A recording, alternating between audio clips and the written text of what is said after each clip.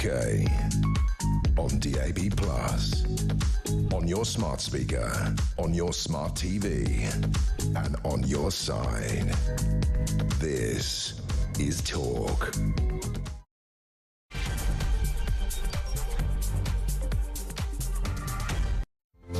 And good afternoon. Yes, welcome to the home of common sense. Thank you to Julia. Back tomorrow.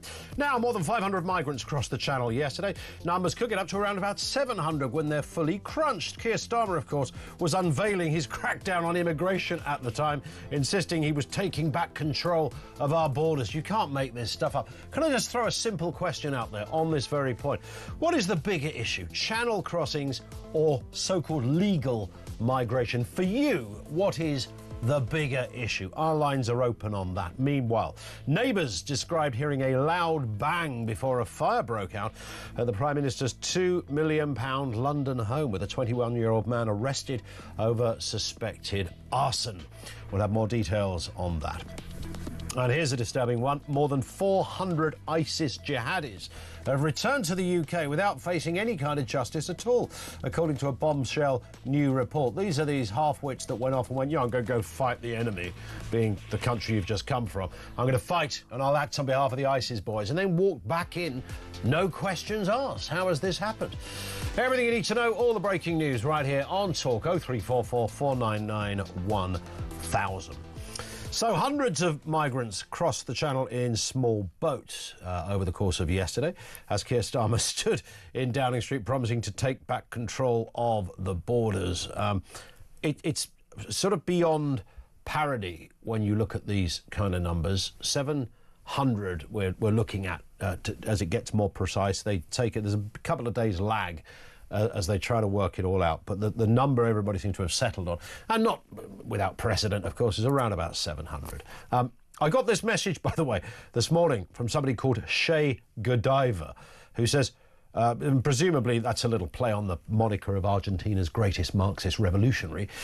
He says, here we go. This is the bit where Collins whips out his ridiculous Heathrow Airport analogy as a way of explaining to his fellow thickos what is going on. Checks notes. Does anybody still do that? Checks notes. Checks notes. There is no analogy here at all. Yeah, there is, actually. I might come back to that, the analogy, if for no other reason than to annoy Shay. It's not unusual to have hundreds of people crossing the channel, particularly when the weather is sunny and the channel waters are as still as Angela Rayner's brain. And over the last day, we've seen exactly that lethal combination. That's how you get figures of 700 crossing the channel. But of course, what marked the day out, I mean, this is like satire, parody, you name it.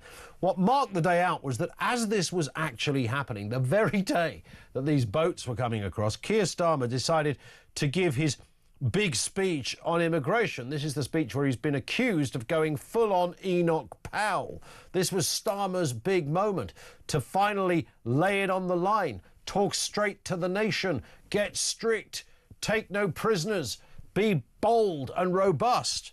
And as he's doing this, videos are being posted on social media showing groups of migrants, some of them wearing masks, some wearing Palestinian colours, grinning and giving the thumbs up as they arrived. I mean, this couldn't have played out any worse if Starmer had a live feed on a 500-inch TV screen right behind him as he was speaking. I mean, it was beyond parody. I'm announcing sweeping reforms as another 200 walked along the gantry over his left shoulder. We are a nation of strangers, controversially, he said, as 350 more gave the thumbs up and kissed the Dover soil as he rattled on. We will be stricter on visa requirements, he said, as another 270 grinning victoriously while playing the vuvuzela as they arrived. This was extraordinary. Starmer carried on. In a decade or so, the black man will have the whip hand over the white... Oh, sorry, that actually is Enoch Powell. It's very hard to distinguish, according to the left-wing meerkats. But you get the problem here. The optics are horrendous. The idea that channel migration is a little bit of a kind of any other business moment, a small caveat on a bigger story is absolutely nonsense. So let's bring in the Heathrow analogy. Are you listening, Shay? Here it comes. If 700 people jumped the barriers at Heathrow Airport yesterday, you would have the world's press circling in helicopters to cover the story. You would have the army, probably snipers on roofs around the airport, taking aim in case something was about to kick off. It would be front page news, not just here, but all over the world. 700 people jumped what? They had no papers, no passport, no, they just turned up, jumped over the barrier and went, I'm here. That would be a massive story. Transpose exactly the same analogy to Dover, come on a boat, absolutely nothing. Would you like a cup of tea, sir? Come this way, we'll take you to the Four Seasons by 3:30. Good Lord! And Starmer doesn't even think fit to mention it. Look, I know it's a separate bit of legislation, but you might think a bit of a nod to a story this big. Tens of thousands. There's no hyperbole here, there's no mischief. This isn't journalistic invention. Tens of thousands of people crossing the channel over the course of any given year over the last few years, and it's going to get worse this year. What are we up to at the moment? We're exceeding where we were this time last year. I know that much. And on days like this, days when it's really sunny, these are the kind of figures we get. 600, 700, 800 we've had before. It could get so much worse. But what for you is the bigger issue here? Is it legal migration, or is it the channel crossings? 0344 499 1000 is where you will find us. I want to get your words and thoughts on that and the kind of wider issue, because all of these subjects and issues have a whole bunch of additional sort of facets and tentacles to them. Anything you want to pick up.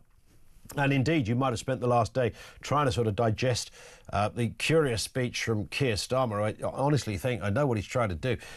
He's probably, some of this is going to come and bite him in the bum, and much of it will do nothing at all. So he's got a problem there.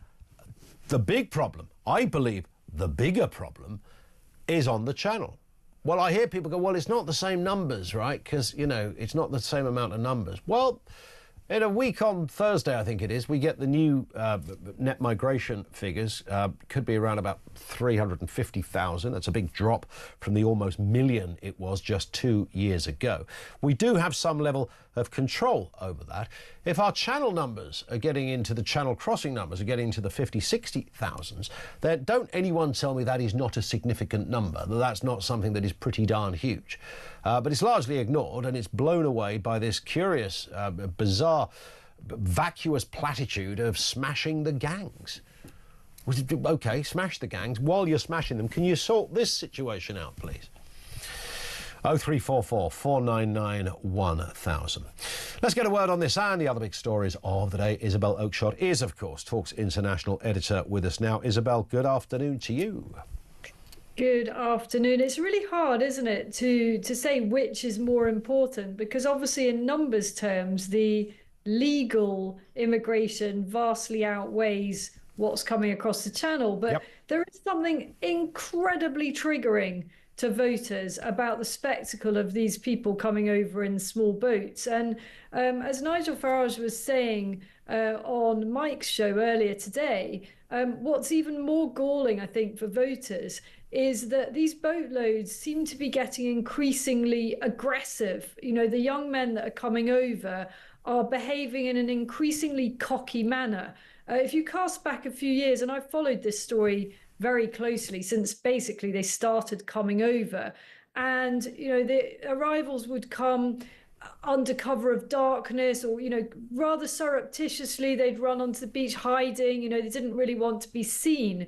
But since the pattern has set up with the, you know, the lifeboats going to get them from the halfway point and bringing them over, and this is basically just a routine thing now, they're pretty cocky looking. You know, they are swaggering onto our shores. And this just gets worse, I think, for the Prime Minister. It gets worse in perception terms as we see these young men, you know, in TikTok videos, punching the air, making the V sign, whatever else they feel is appropriate, gesticulating, and kind of saying, yeah, hey, here we are. And, we can't wait for our accommodation in a luxury hotel. Which doesn't sound like the kind of conventional behaviour of someone who's just escaped a tyrannical regime.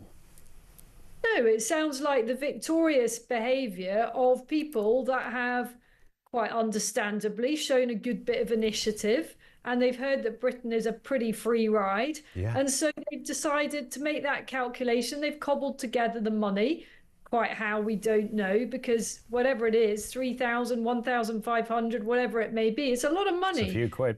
Up if you're from a difficult country, and they've made the calculation that their chances of dying in the Channel are fortunately, mercifully, pretty low, and their chances of remaining in the UK are about 99%, and they're going to remain free. So I don't blame them. I'd do it. I'd give it a go if I came. 100%. I've said this consistently as well. If I was living in Eritrea or Iran and, life prospects weren't looking so good, and we now live in a digital world where you can look at social media, things that were unthinkable just a decade ago, travelling to another country and stuff, are now very much doable. You have all of that around. If I was a 23-year-old living in some of those countries that are pretty desperate, I would probably do the same thing. That doesn't alter what our position should be, which is to stop those people doing the same thing.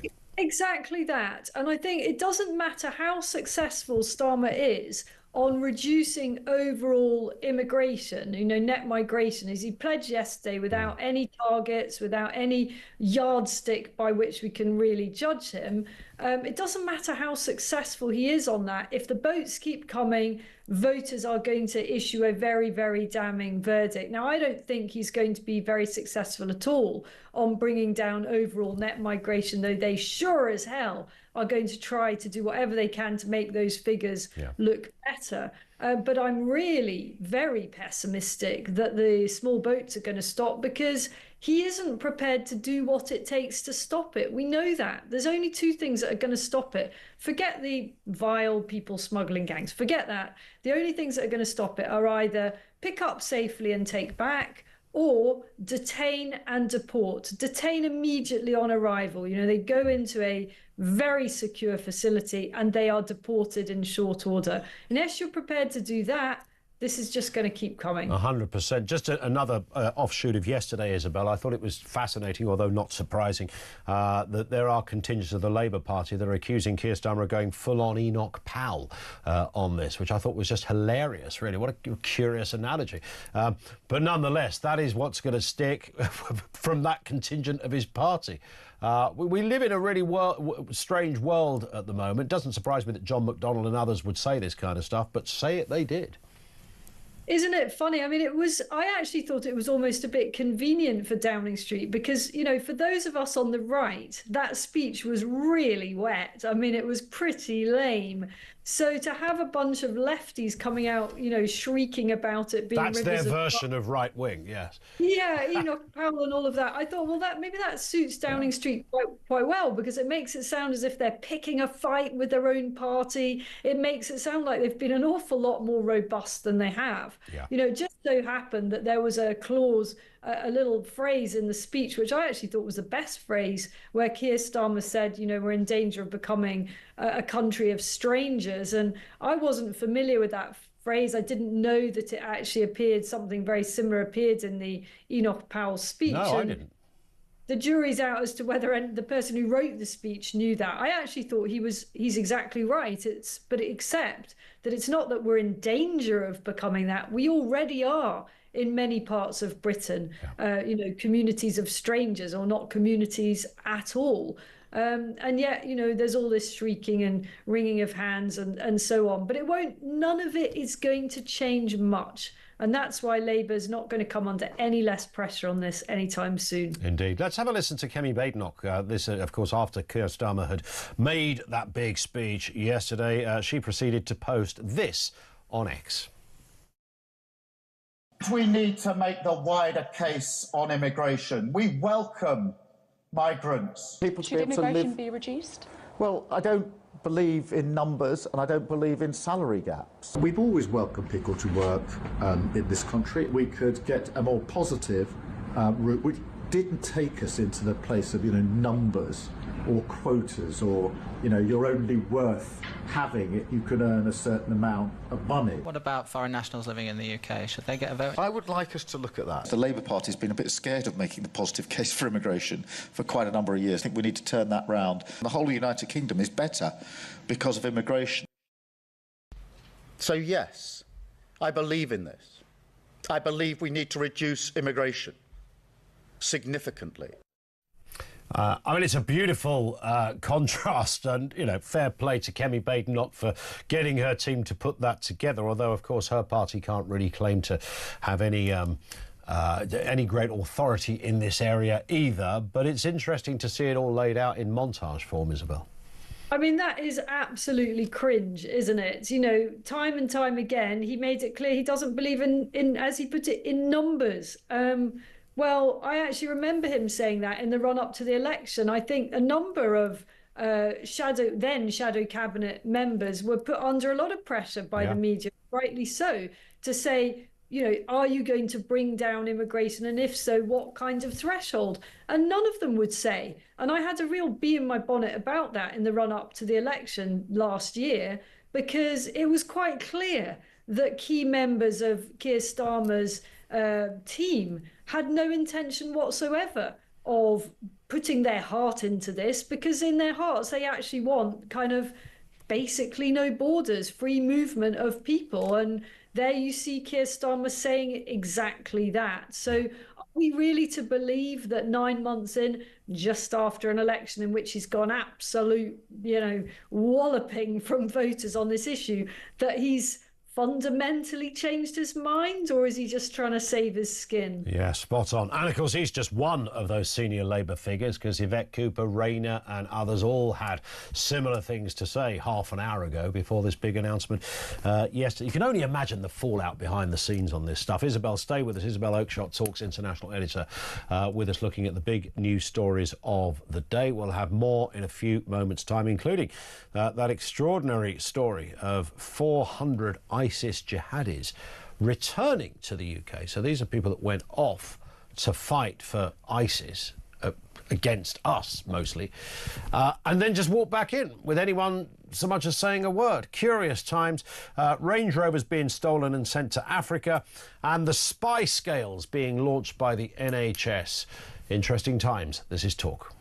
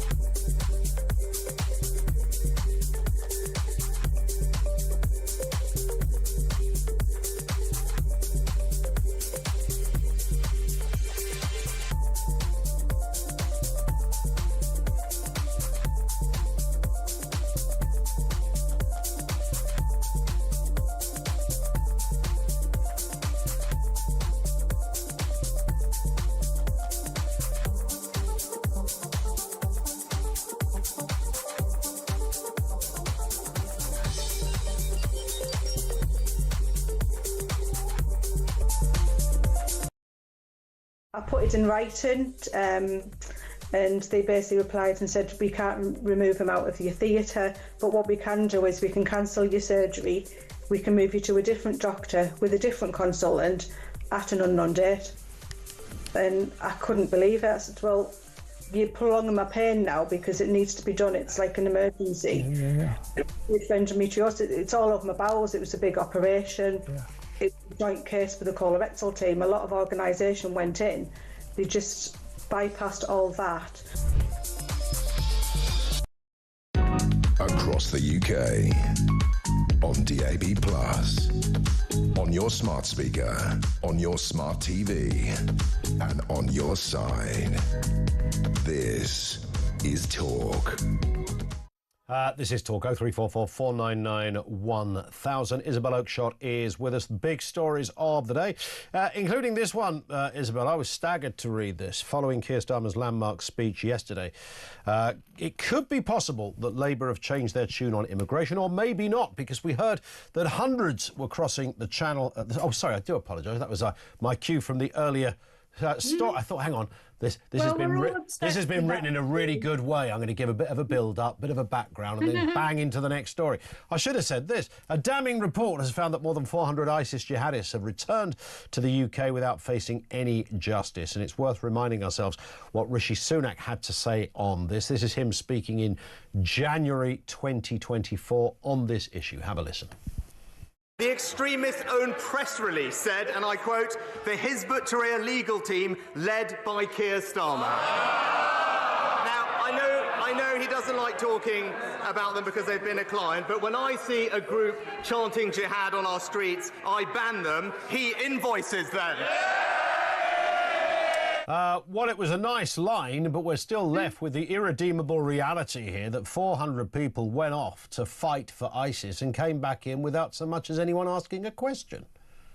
I mean, it's actually an extraordinary story, this, and it appears to be almost like a kind of loophole that if you do something like that abroad and then you come back to Britain, somehow or other there's no kind of follow through with our own authorities, and it's very, very disturbing. You know, the kind of mentality that encourages a British national or dual national to go off and do this sort of stuff doesn't necessarily just go away because they've gone and got it out their system, gone and fought in Syria or wherever it may be. You know, begging the question, what are they going to do when they come back to the UK? Are they going to continue their jihad in a different way? I mean, you do sort of wonder that, I mean, on the list of things that are illegal, I would have thought that's a pretty clear-cut case that going off to fight for a terrorist organisation, potentially against the country that you actually live in, is, I would have thought that's right up there. I don't think you need to be a lawyer to know that there's probably questions to be answered on this one. Well, I mean, Shamima Begum rightly paid a terrible price for doing just that. Yeah. And I don't know, I mean, I've read the story. It's a brilliant story in The Sun. I don't know quite why it is that all those on the list, you know, these 400 were able to just kind of melt back into the community as if nothing had happened. I mean, presumably they are very much on the radar of our intelligence services, and you know, there is a reason that we know that there are 400 of them, meaning they're on some kind of list. But it does feel a little bit lax, doesn't it? Yeah, does a little bit, doesn't it? There's certainly questions to be answered there, but let's not hold our breath because we might be here for some time. Also, this story, it's no surprise that big cars, 4x4s, things like Range Rovers, get stolen on a regular basis. It's happened near me, one of the neighbours, exactly this theft. They are very, very sought after in the world of high crime, and shipped off very swiftly, it seems, to other countries. And this is the story of one man called Jimmy Monday, who tracked his stolen £50,000 Range Rover 6,800 miles to Tanzania using a hidden Apple AirTag. The Range Rover was stolen from his driveway in Chelmsford and ended up in Tanzania. The vehicle was shipped through the Mediterranean Suez Canal, driven across the Sudan, Uganda, and then into Tanzania. I mean, it's great that technology can do this. Didn't get him his Range Rover back, however. I love this story, and I'm telling you, if that had been my Range Rover, and I'd never buy a Range Rover, who's got 50 grand to spend on a car, seriously? But if it were my Range Rover and I could see it going through the Suez Canal and I knew where it was going to arrive at the other end, and then I knew that it was I think it's in Tanzania now, and it makes the same journey every single day. I'm telling you now, I would be going to Tanzania to recover my car. And I don't know why this guy doesn't do that. It'd be a hell of a story, a great adventure. And he could really shame the authorities on this. It would be brilliant, because he's, you know, those AirTag things do pretty much take you to where it is, and you wouldn't struggle to find it. I mean, he said he's even got an image in his head of the guy who nicked it wearing his hat because he left it on the back seat of the car before it was stolen. So here's what I tell you this, you know, the Sun newspaper should get together with this guy, and they should send a reporter with him, and let's go get that car back. It's a great story. It's an obvious tabloid hit, that. And we could show up the uselessness of the authorities and the way that the insurance companies, by the way, just kind of, you know, they just kind of write it off and then make everyone's premiums much higher. You know, it's as if no one bothers to actually try to recover these vehicles. 100%. And this story, just to finish on, as recent data shows that 1 in 7 children aged between 2 and 15 are now obese. The NHS is rolling out secret spy scales to track children's weight remotely. Is this the new slimming world for kids, or do we risk all of our children getting treated like this? Look, the kids got bosoms! Who's got a wet towel? Come here, you butterball. Don't make me run! I'm full of chocolate! Well, that kind of sums it up, Isabel. How do the spy scales work? That's a good question. How do the Spice Girls work? Oh, the Spice Scales. I thought you said the Spice Girls. The Spice Scales. How do the scales work? They sent, so the teacher or the medic doesn't see the scales, but the message gets sent to the NHS saying that little Johnny is overweight. So no one gets shamed, but it means the NHS can then send information over to the the doctor, so they can get some treatment for the little chocoholic kid. I'm, you know what, I'm going to surprise you and say, in a sense, I'm not that against this. This is such a minefield for parents. You know, often parents don't know quite how overweight their child is according to their age group, their height, and so on. And the last thing you want to do, particularly as a mother of girls, I should say, is have them going on the scales the whole time, is give them paranoias about their weight, is give them any kind of eating disorder, anxiety. So it is an absolute minefield. And we do know that, as you said at the beginning of the story, you know, something extraordinary, I don't know, one in 3 or something, children of a certain age are not obese, but they are heavier than they should be. So I think a much more proactive approach is needed, and any help that parents can get is welcome. We just got to be careful about how it's handled. Indeed. On that point, Isabel, thank you as ever. Isabel Oakeshott is Talk's international editor. Thanking her, chewing the fat of the big stories of the day. Over to you on any of this stuff, even the Spice Girls, if you want. 0344 499 1000 is where you will find us. And that question, what is the bigger issue to you, channel crossings or legal migration? Of course, Starmer made the big legal migration story announcement yesterday. He's going to tackle that. He's going to bring the numbers down. They're already coming down, by the way, nothing to do with him. But, of course, channel migration, well, smashing the gangs, that's what he wants to do. He's got to stop that if he wants to be taken seriously on migration. Thoughts on that? Lines are open. This is Talk.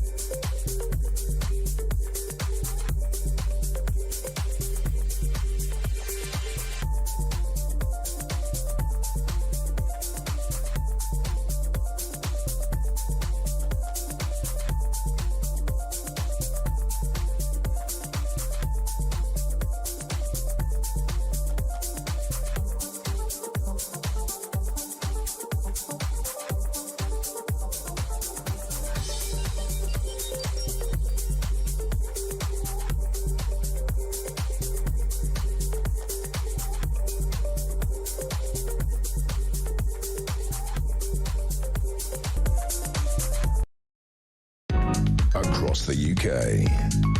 On DAB+, on your smart speaker, on your smart TV, and on your side. This is Talk. Steve says, great programme, Mike. I think that might have been for earlier, that one, but nonetheless, I'll pass it on to Mike. Barry says, Starmer's bid to win back voters with his speech yesterday will backfire massively. Nobody that turned to reform will believe these lies while he has upset all the far left of his party and will lose votes there, says Barry, who's in Kenya. That's true. I think it's going to kind of lose. No one's going to say, look, I moved to reform or I'm a Conservative. And do you know what? I've just heard Starmer talk about immigration, so I'm going to move back to being a Labour supporter. I don't imagine that being the case for one moment. And the other thing that I don't know how they've thought this through is the care sector, which we touched on yesterday. There's a lot of people who work in that sector who are absolutely terrified of how they're going to fill those jobs. I heard one woman this morning saying she can't remember the last time a Brit applied for a job with her organisation or agency or care home company, whatever it was. She has no recollection of when a Brit applied for that position.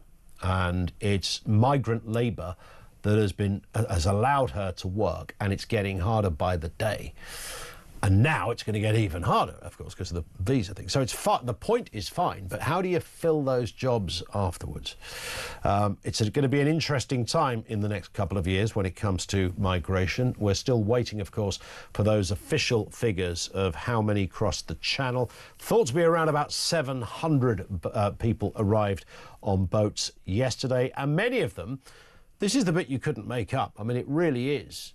The stuff of kind of satire. They arrived exactly at the same time that Keir Starmer was unveiling his new immigration crackdown, insisting he was taking control of our borders. I said earlier, if he'd have had a big screen behind him while he was saying this, and the scenes from Dover, which you're seeing on your screen now, were being played out, it would have it's almost like, it's behind you. It's kind of pantomime stuff. 2025 already on course to be a record year for channel migration. 12,000 illegals arriving so far. The question is, what is the bigger issue for you? I mean, these are both big issues. Is it channel crossings? Is it legal migration? With me is Kevin Foster, former immigration minister and former Tory MP for Torbay. Kevin, good afternoon to you, sir. Good afternoon. I know it's not kind of, which one do you pick necessarily, both very important, although, of course, in this new white paper, the channel migration issue doesn't really get a look in. No, the new white paper is very much focused on the lawful migration side, who can have a visa and come and work here, which clearly those coming across in small boats aren't engaging with at all. They're just looking to literally break into the country and then try and claim asylum.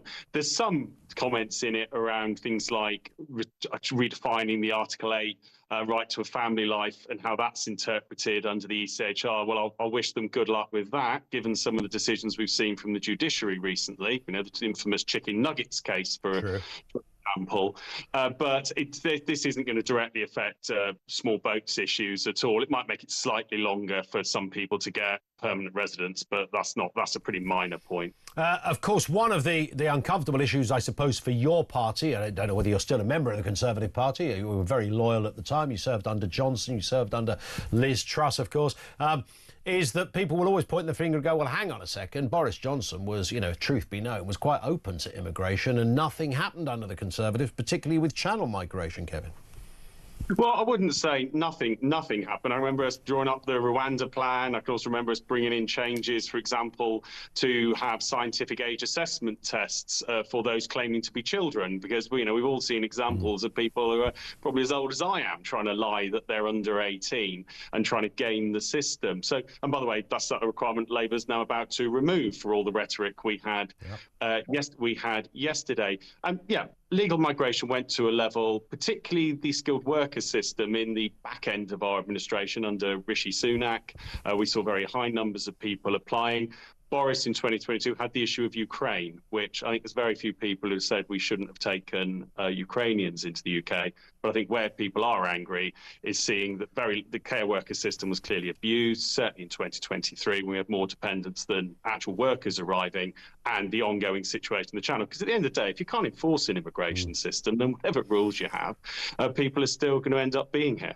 When you were working in that department, I know you were Minister for, I think, Safe and Legal Migration is the official title, if I'm correct. But nonetheless, did anybody ever come into the Home Office or any of the ministries and say, I've got a great idea, you know, Rwanda, yep, have a think about that, but this is how you solve it? Was there...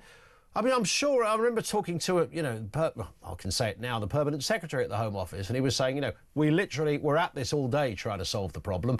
Bit of an issue with the French, I'm paraphrasing here, but he said it's not like we don't talk about it. But it does seem extraordinary that it's beyond the wit of mankind to stop tens of thousands of people rowing a boat across the Channel and just coming here to live. Well, I'll tell you who we did have come in with some great ideas was the Greek immigration minister and also the representative of the Australian government. Two countries that had faced very similar issues, in Greece's case back in 2016, in Australia's case about 10, 15 years ago. And what they always said was there's no one magic bullet solution to this. So it's not just about, for example, Rwanda, but you need a solution of where you're going to send people who, for example, which warlord are you going to talk to about a return to Syria? Well, OK, you can't. So therefore, you need a third country solution, hence Rwanda, but also how you change your processing system, how you make sure that decisions are appeal-proof, things like accommodation centres, which can be used to actually speed up processing as well. Greece has done a lot of work on that. So there was certainly work going out. I remember, the brickbats I took for suggesting a large accommodation centre, again, to help process people through quickly. And of course, the quicker you can process, the quicker you can look at getting people on a plane, which is one of the absolute acid test of any of this is going to be, can you actually remove people from the country? And I think that's where there hasn't been the sort of engagement by the government, or even you could say the Conservative leadership as well, with what needs to be done around the ECHR. But of course, you have seen comments like that, for example, from Rob Jenrick and Nigel Farage. Yeah, indeed. Is that inevitably the way this will go? I mean, it certainly won't go this way under Labour, will it? Labour's curious plan on Channel migration, Kevin, is this platitude, frankly, of smash the gangs. I mean, we all know the gangs are already existingly in law in France, Belgium, Northern Europe, across in the UK. If you are somebody who does that for a living, you're already breaking the law, and various intelligence departments and police forces are looking for you. It's not that, it's the actual stopping physically of thousands of people, possibly 700 yesterday alone, from coming here. We don't seem to have the technology. We've got technology to do all sorts of things. We can fly rockets into space, which can now reverse themselves back down again. Katy Perry can even go in one if she fancies, if she's got the money. A fellow we were talking about earlier put a tracking device on his Range Rover and tracked it to Tanzania. All of this stuff. Can't stop a boat. That seems extraordinary. Well, smash the gangs was a slogan for opposition. It wasn't a strategy for government. Yes, law enforcement's part of this, but it's not the be-all and end-all. And the core of this is you need to have an answer to what are you going to do with someone who has come from a safe and democratic country, France. There's no war in France that people are needing to flee from. To choose to claim asylum here instead. What do you do with them if France refuses to accept return? I think President Macron has made very clear many, many times he's not going to just take migrants back. And by the way, that would solve the issue tomorrow morning, but he isn't.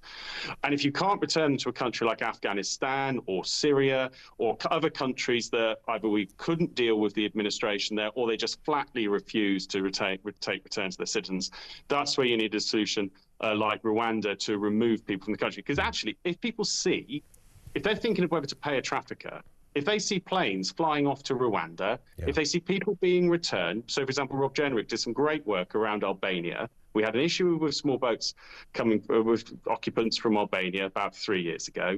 Deal done with Albania, you can process, quickly deal with them and get them back on flights to Albania. Guess what? Hardly anyone arrives in a small boat from Albania anymore. That's true, but wasn't the problem with Rwanda that it wasn't as if you were going to arrive in Dover on a boat and then be taken to Heathrow and put on a plane to Rwanda? The list was going to work kind of backwards. So you would go to the back of the queue if you arrived that day, and people who came here 5 years ago would be the people that would be sent to Rwanda. Was that broadly it? No. No. As one of the people who actually worked in it initially, the initial idea would be that it wouldn't just be people who'd been at the end of this process, but actually part of the thing was to work on what we call the flow, not just the stock, i.e. backlog of decisions, but actually on the flow would be to transfer people to Rwanda who'd made an asylum and claimed they had a protection need.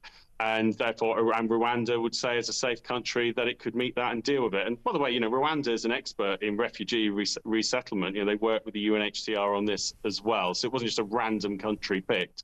And of course, not every country is in the market to do this type of work. So no, it wouldn't have been those at the very back of the queue. There was intention to look at, for example, people who've relatively recently arrived to create partly the deterrent effect. What do you imagine, and we can only guess and wonder, Kevin, what is in Keir Starmer's mind? It's not a place I like to try and go too often, but, on this case, I think, he's our Prime Minister. He talks about smashing the gangs. I think you brilliantly articulated it in the sense that it's a great slogan for opposition when you're electioneering, but in government, it's not really a policy.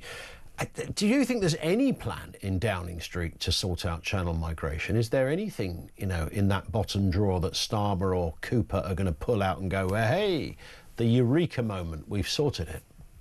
Well, I don't think there's ever going to be a eureka moment on this. There's not just one thing that can solve it. And, any of the parties trying to fight who thinks that's where they're going to go. They're just going to end up with another slogan if people try that.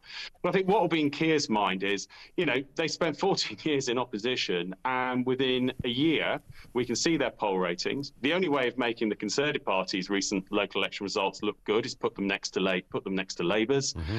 And he's now having to do things that I can't imagine too many Labour MPs a year ago, if you'd played them the speech he gave yesterday, would have guessed that would be being given by Keir Starmer within a year of him becoming Prime Minister. They'd have said it was a Tory or it was Farage. That's what they would have said. And I think that's what's going to be. There are solutions there. Greece has shown it. Australia, by the way, Australian Labour have effectively adopted the plans that the Australian coalition, the equivalent of the Conservative Party, implemented around stopping boats arriving in Australia. There are solutions there, but it's whether he actually wants to pick them up. And, there's no slogan, there's no prosecution that's going to deal with that. And that is going to involve some difficult discussions and probably accepting, things like a third country agreement, potentially reviving something like Rwanda. The reform position, or certainly it was up until recently, I know Richard Tice came on the show and explained to us there is actually nautical law, or certainly, in fact, I think he said it was international law, that does literally allow you to turn boats back. He says nobody's talking about it, but it exists.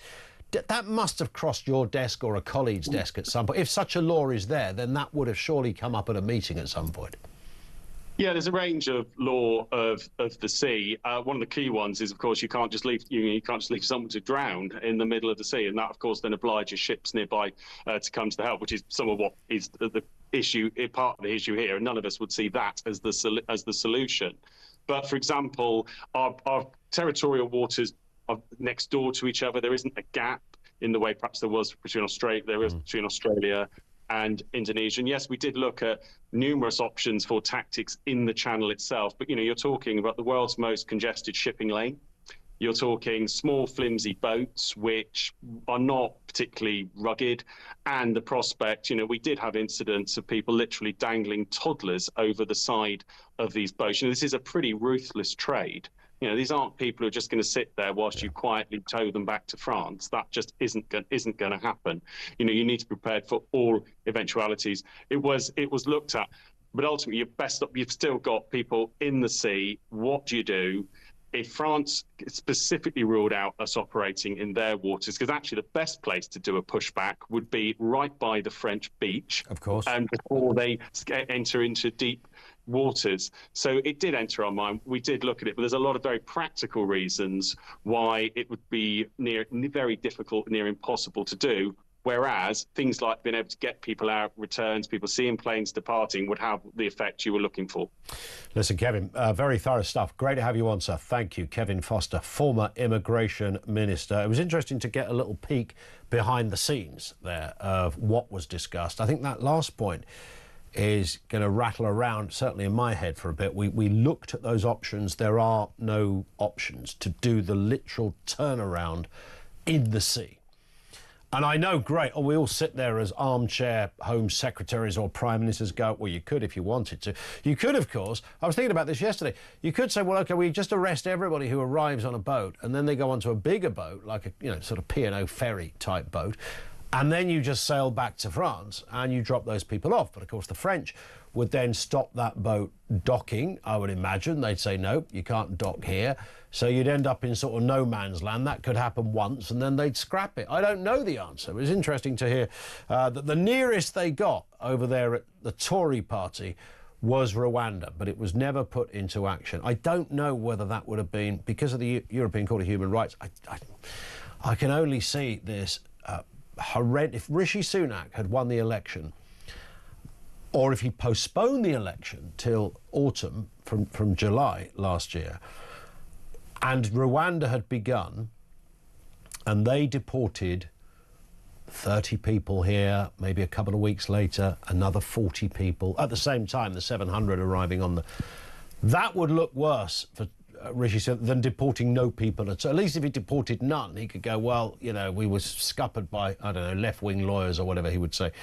I don't imagine there was ever going to be a fleet of aircrafts at Stansted Airport with 200 people on each one, flying out on a daily basis until you had exhausted the amount of people that are currently stuffed in hotels.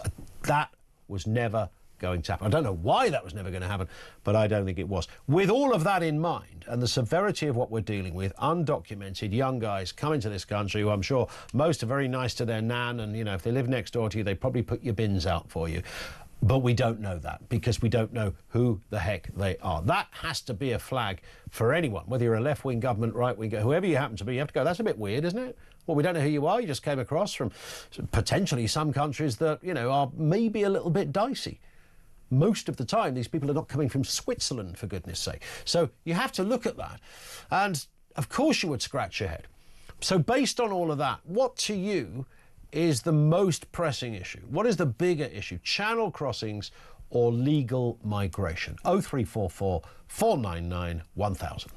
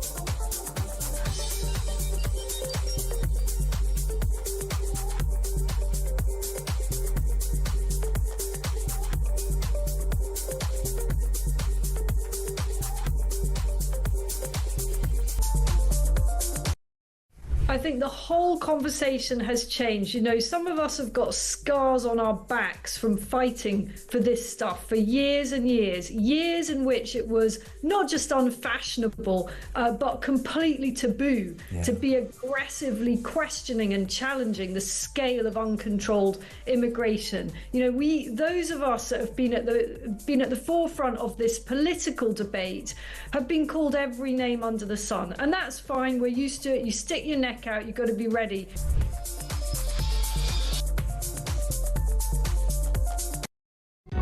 Across across the UK. On DAB+, on your smart speaker, on your smart TV, and on your side. This is Talk. Glenn says wishing Starmer out will only open the door to PM Rayner and the return of the Corbanistas. Better the devil you know, says Glenn in Leeds. This one from Dave in Southport. The illegal migrants are more of a problem than those who come on visas, although they are a problem, at least they have been vetted. Where illegals haven't and pose a danger to our country. You're not vetted, you potentially pose a danger. That would be the case anywhere. I mean, everyone knows that. I mean, it's interesting, isn't it, that when I forgot I didn't forget a passport. When my little boy's passport had run out, we were going on holiday and we didn't know it had run out.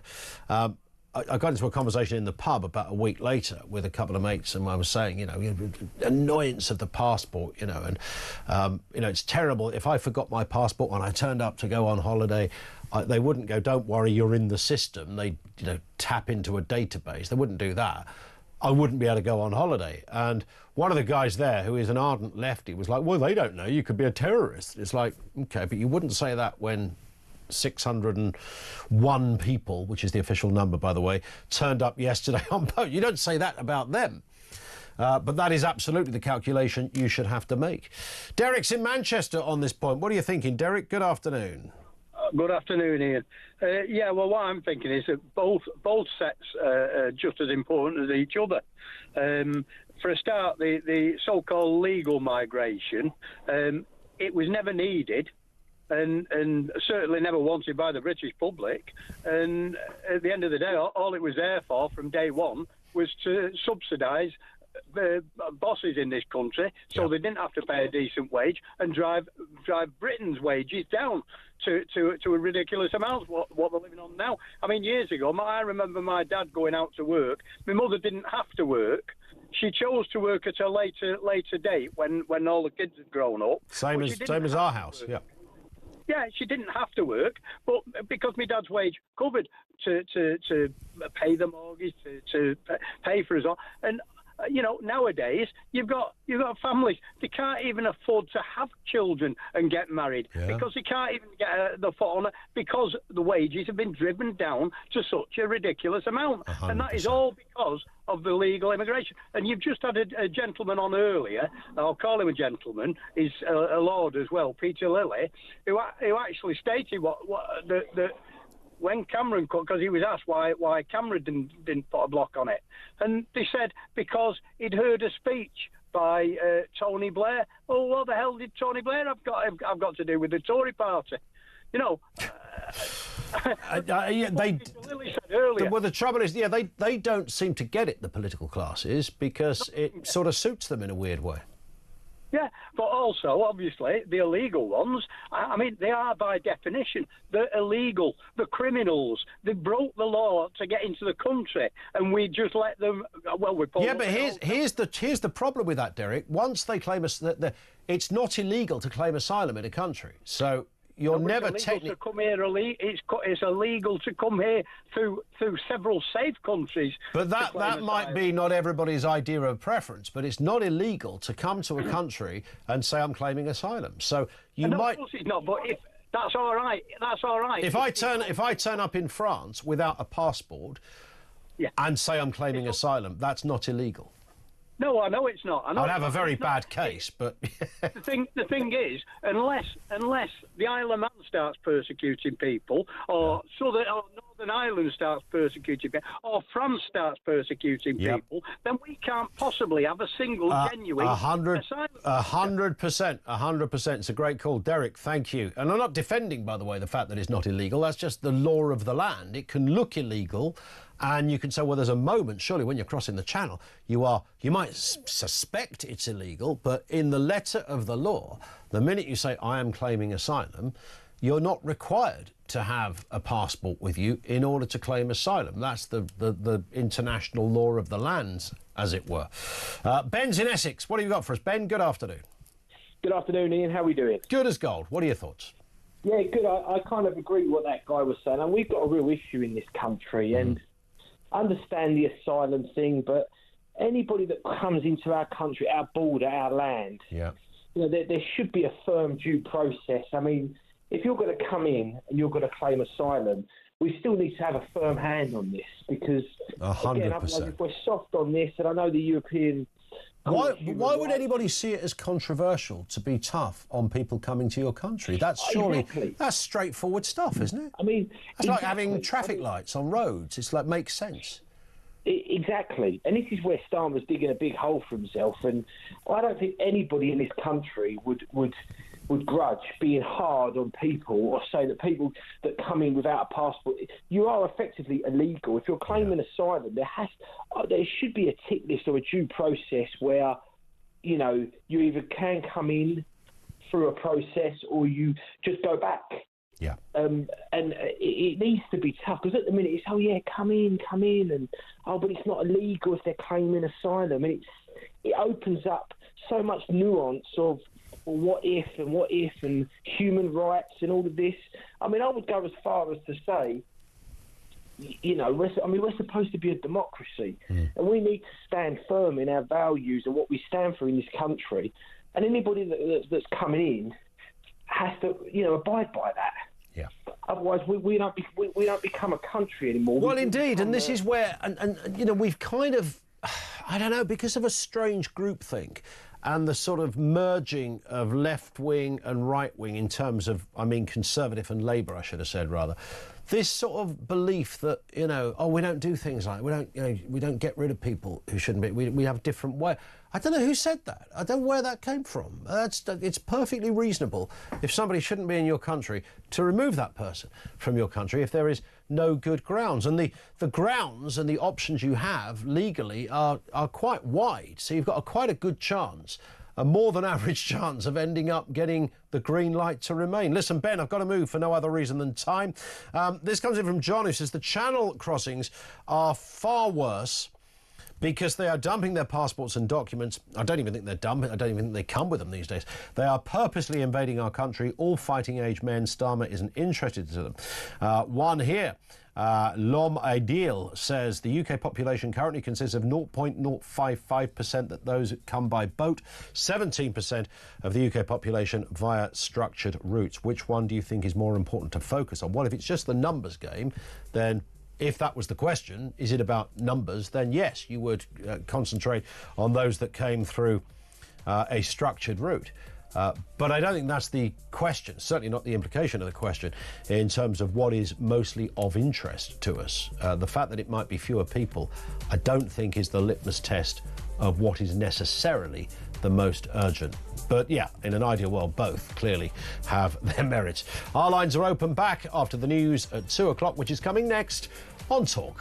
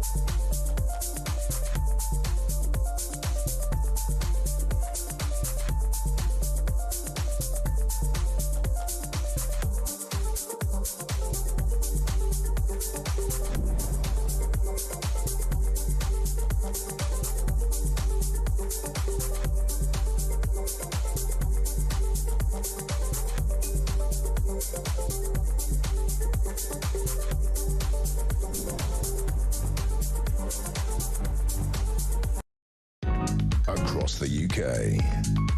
On DAB+, on your smart speaker, on your smart TV, and on your side. This is Talk.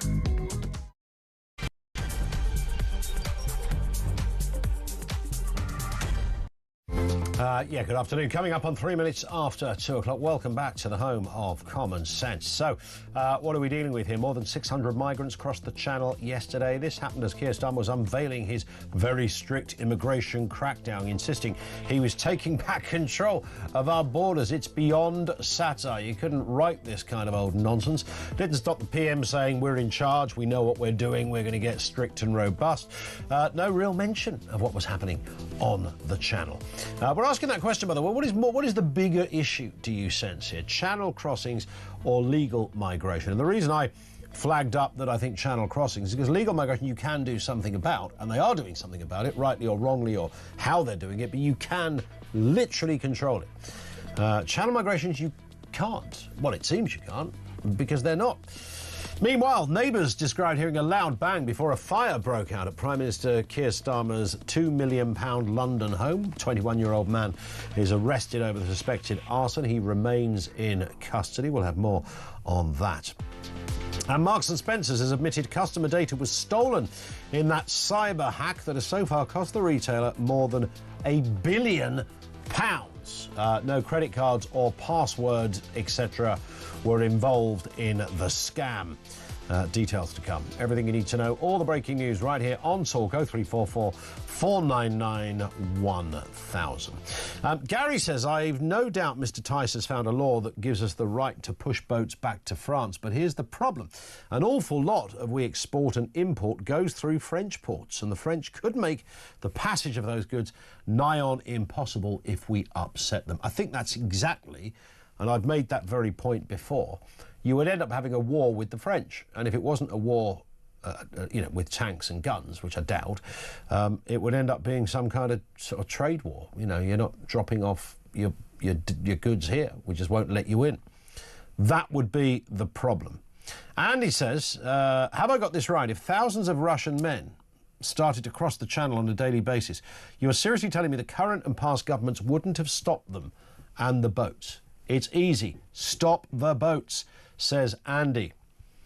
And Will says, we are paying France about 160 million quid a year to stop the boats crossing, and they still keep coming. We should deduct 10k for each migrant that arrived. I'm sure then France may stop them coming. I think it's more than, is it £500 million a year? Have I got that right? Either way, it's jaw-dropping telephone numbers we are talking about. Let's get a word on this and the other big stories of the day. Robert Taylor is back with us, the journalist and the broadcaster. Robert, good afternoon to you. Good afternoon, Ian. Well, there it is. Another 601 to be precise. That's the last numbers that have come out of the Home Office telling us the amount that tried to cross the Channel. As I said at the outset here, I mean, a bit of timing that you couldn't make up while all of this was going on. You might as well have played it on a reel behind Keir Starmer's speech. There he was talking about taking back control of our borders while 600 people entered the country illegally. Yeah, a cynic would say this is the dead cat strategy, which is well known apparently among strategists, comms strategists, to throw a dead cat in the middle of the room to distract attention from what is happening elsewhere. A cynic would say that is what the Prime Minister did yesterday by tackling legal migration. All the while 600 people are coming into the country illegally, some of them apparently wearing masks. Yep. I don't know why they should feel that they should need to do that. And of course, in the human tragedy, yet another migrant drowned in the Channel yesterday, I understand, which could, of course, have been prevented. Yeah, and there is the issue, isn't it? Right there, it's it couldn't be a more dramatic day. You mentioned a death there as well, and all that goes with it, the hundreds of millions of pounds that these 601 people will no doubt cost the Exchequer going forward. If any of those 601 are going to be deported, the chances that will be 4 or 5 years away before you ever get to that kind of... I mean, the mess of this is demonstrable, it's tangible, it's there for all to see, but apparently solving it is beyond the capability of any government, not just this one, but previous ones too. And yet we were told by the what is now the Prime Minister, before the last election, Keir Starmer was saying, it's very easy, we're going to smash the gangs. Yeah. And people believe that. People believe that he had a plan. Well, how many gangs have been smashed? The last time I looked, a big fat zero. Yep. So the Prime Minister was telling porkies, I'm afraid, when he persuaded us that smashing the gangs could be done and it was straightforward. It isn't. It won't do it. The thing that could have done it, in my opinion, was Rwanda. We knew that that was having some impact already. What did he do? First day in Downing Street, and he abolishes Rwanda. Yes, that was, and almost abolished it like he had the support of the world on his, behind him. Well, obviously we're going to abolish Rwanda. It's like, well, in the absence of anything else, and we know Rwanda was a very costly scheme, but the alternative is off the scale, stratospherically costly. We know that was it £6-7 million a day on those hotels. There's other factors that you can feed into that as well.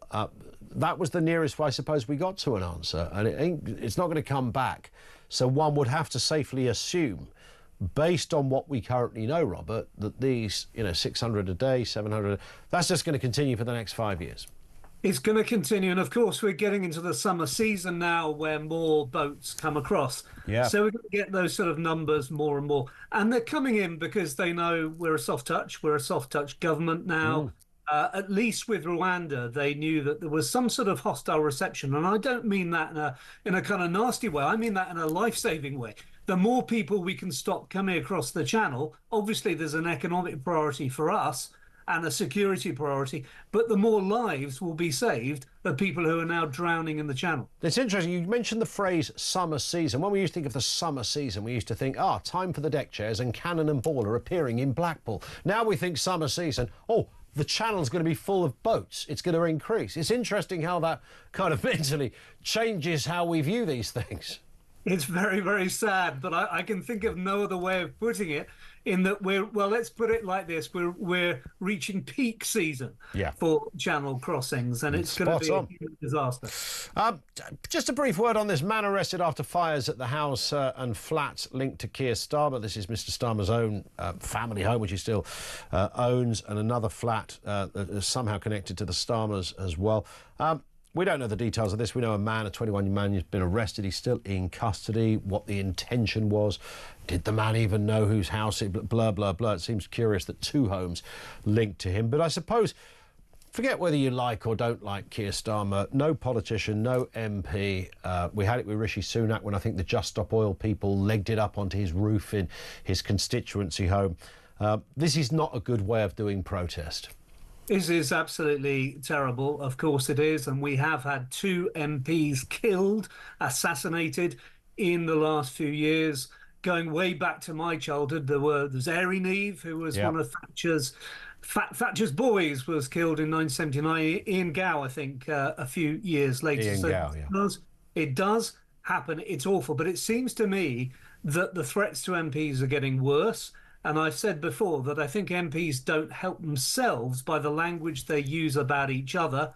When you have Angela Rayner famously describing her Tory opponents as scum, well, that, I would have thought, gives some sort of green light to people to think that they can attack Tory MPs and MPs of any persuasion. Indeed. So I think MPs need to be a lot more careful about the language they use about each other. That's absolutely spot on. One of the sort of curious, light-hearted takeaways of that story was that Keir Starmer's home that he still owns, obviously doesn't live in anymore, is a £2 million home. Meanwhile, round the corner, Ed Miliband and his wife live in a £3 million home. Who would have thought that Ed, underneath that socialist veneer, was actually a rich old duffer along with his wife? But that is the case. Justine Thornton has decided she is against a new development in her road because it stands out, it doesn't look right. The plans make it too bulbous or broad or deep or something, and she's not happy about it. She says it disrupts the conservation area's character and aesthetics. she's not alone, because Benedict Cumberbatch, yeah, him and his wife are also opposed to it. I mean, you might think if Cumberbatch is opposed to it, well, then give it the go-ahead, because whatever he thinks, it's usually the opposite should be true. But, of course, this has happened because of Angela Rayner's house-building plans that's freed up some of the red tape. But what he's gone and done, or what she's gone and done, is upset the Miliband's and the Cumberbatches. Well, certainly upset Justine Thornton, who is Ed Miliband's wife, as you rightly say, who's apparently a judge in the legal sphere. Yeah. So that explains partly why they live in a £3 million house, I suppose. But it does make awkward pillow conversation for Ed and Justine, given that Ed Miliband vowed to take on the blockers of these new developments just a few months ago. Well, I'm afraid his own wife now, it seems, is one of these blockers. So, as I say, a bit awkward for them when they have their cup of cocoa last thing at night. Yeah, I'd like to think it's Ovaltine, but we will never know, perhaps. And this one, Donald Trump has arrived in Riyadh in Saudi Arabia with a fighter jet escort, gets a royal welcome. He begins his first foreign trip of his second term. It's important for a lot of reasons, but he's not alone. High-profile figures, including Elon Musk and OpenAI CEO Sam Altman, have joined Trump for discussions on geopolitical issues. So, I mean, Saudi Arabia is a curious old place. You know, it's a horror story of a country in terms of its regime and what it does, but it's very important to world leaders, including America. And important strategically for defence, but also economically. Anyone who's had the privilege, as I have a few times, of going to Riyadh and seeing the development of that city and other cities in Saudi will be blown over by the economic potential of that country. Yeah. And that takes nothing away from what you've said about the human rights difficulties in that country, the lack of democracy and all the rest of it. Just economically, it is huge. The potential is vast, and I'm not at all surprised that Trump has made that his first main overseas visit. Yeah. What do we take from it? Anything of significance in terms of the rest of the world? I'm thinking China in particular, and Russia and allegiances and Ukraine and all that goes on. It's really important for America that they keep Saudi on side, because the Saudis have options. The Chinese, well, they're getting their hands all over the rest of the world just about. And of course, they are a huge economic rival to the States. So I would say this is a crucial visit. They've obviously, you're showing the pictures there, they've rolled out the red carpet literally for Trump. Huge banquet tonight. Clearly, it is an important meeting for both sides. Yeah. I bet the menu is to die for as well. Listen, great to have you with us, as always, Robert Taylor, the journalist and broadcaster, with us on the programme, looking at the big stories of the day. 0344 499 1000. Gary says, I'm sick of being told that if somebody sets foot in this country and claims asylum, then international law says there's effectively nothing we can do about it because they are then in the asylum system. Where they will be, of course, and tie us in legal knots for years until eventually the government of the day will take the path of least resistance and let them stay. That's a really good point, the last point. Quite frankly, if we are signed up to an international agreement that can be abused so easily to undermine security of our borders, then we need to get out of those agreements. We may be the first to do it, but trust me, the way things are going with illegal immigration throughout Europe, we will not be the last. It is absolutely right. I mentioned it in the last hour. It is not illegal. I mean, I know we use the phrase illegal immigrants, but the minute you arrive and say, I'm claiming asylum, you're not an illegal immigrant. You are an asylum seeker. And of course, the idea that it is kind of that simple is an absolute nonsense. This is complete nonsense. It's just laughable when you look at it in that respect. It was never used in this way before. Tens of thousands on an annual basis are making that move and making the same claim. Let's talk to Daryl, who's in Lincoln. How you doing, Daryl? Yeah, not too bad, thank you. Yeah, good, thank you. What are your thoughts? Well, surely what Keir Starmer is doing is just going to encourage even more people to come over illegally on boats, because it's harder to get into this country in the different routes, then they're going to go for the easy option. It's just going to encourage more people to come over illegally. And And if there's no deterrent to stop them from coming over, then we're going to see that those figures rise daily. Yeah. And I just can't help but think all we need to do is stop the reasons for these people coming over illegally in the first place, which is when they come over at the moment, they get free health care, they get all sorts of free accommodation and free money and everything. And if we make it public that that's all going to stop and there's nothing for these people to get, and all that's going to happen is they're going to be arrested, taken into a detention centre, and then they're going to be returned back to their country as a matter of priority, then that has got to be the best deterrent to stop these people from coming over. Do you have any hope that, I mean, you just said something that's very much common sense. It's what we're all about here, Dal. Do you have any hope that this thing's going to be solved at any point? Because no one's talking. I mean, this is the funny thing. It's so serious, what's happening, and the government of the day, the Prime Minister, are not really talking about it. They're talking about the other stuff. They're not talking about this. Yeah, he's just skirting around the real issues. And he's obviously done this in retaliation for the Reform Party getting so many seats in that last local election. And he's doing this to try and appease that. And it's all it's going to do is it's just going to encourage people to come over illegally on boats even more so, because I mean I've got a wife who lives in Morocco and we've been married over a year, but she can't get a visa to come to this country, and we've been trying for ages to get a visa just to visit her. Try a boat in Calais, maybe. I'm sure you've joked about that as well. Yeah, exactly, yeah.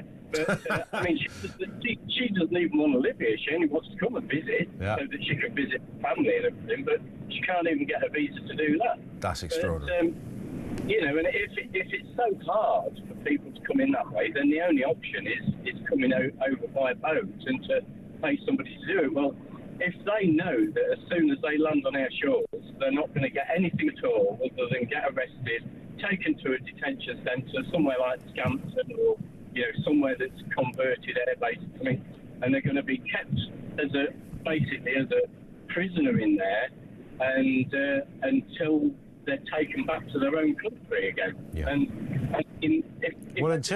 Until you do something like that, the whole thing will just carry on, right? I mean, it will, yeah. Literally that simple. Daryl, thank you, Daryl in Lincoln, on that story. What is the bigger issue, channel migration or legal migration? It's not just a numbers game at all. They're kind of both important, obviously, we know that, but implicit in the question is, what about the detail of this? We know when it comes to legal migration, mostly, we know who people are, and we can, to a greater degree, control legal migration. Stopping visas already happening. The numbers are dropping. They're going to drop again a week on Thursday. We get the net migration figures. It's likely to be around about 350,000. That's, I mean, man alive, 2 years ago, it was nearly 1 million people. It's come right down, largely because of the visas that are not getting issued, dependents not being allowed to come over as well. So it's worked in that respect. Then there's another issue around that, and of course it centres mostly around areas like the care sector. Many of those people who come over as students, etc. Overstaying your visa, that's been another issue too. But the care sector is going to take an almighty kicking on this, whether we like it or not. Local people, Brits, aren't gravitating towards those kind of jobs. I mean, it's a really hard job. It's a really hard job and pays really no better in most respects than minimum wage. Is it just as simple as that? Brits have had a realisation that I'd rather deliver Amazon parcels. I've got none of the stress, none of the trauma, and there's obviously a traumatic element involved in that world. I have none of that. I don't have to see vulnerable people die at least a couple of times a month. I've got none of that going on. And I can drive around in a van, deliver parcels, and actually earn a little bit more money. You can see the problem. 0344 499 1000.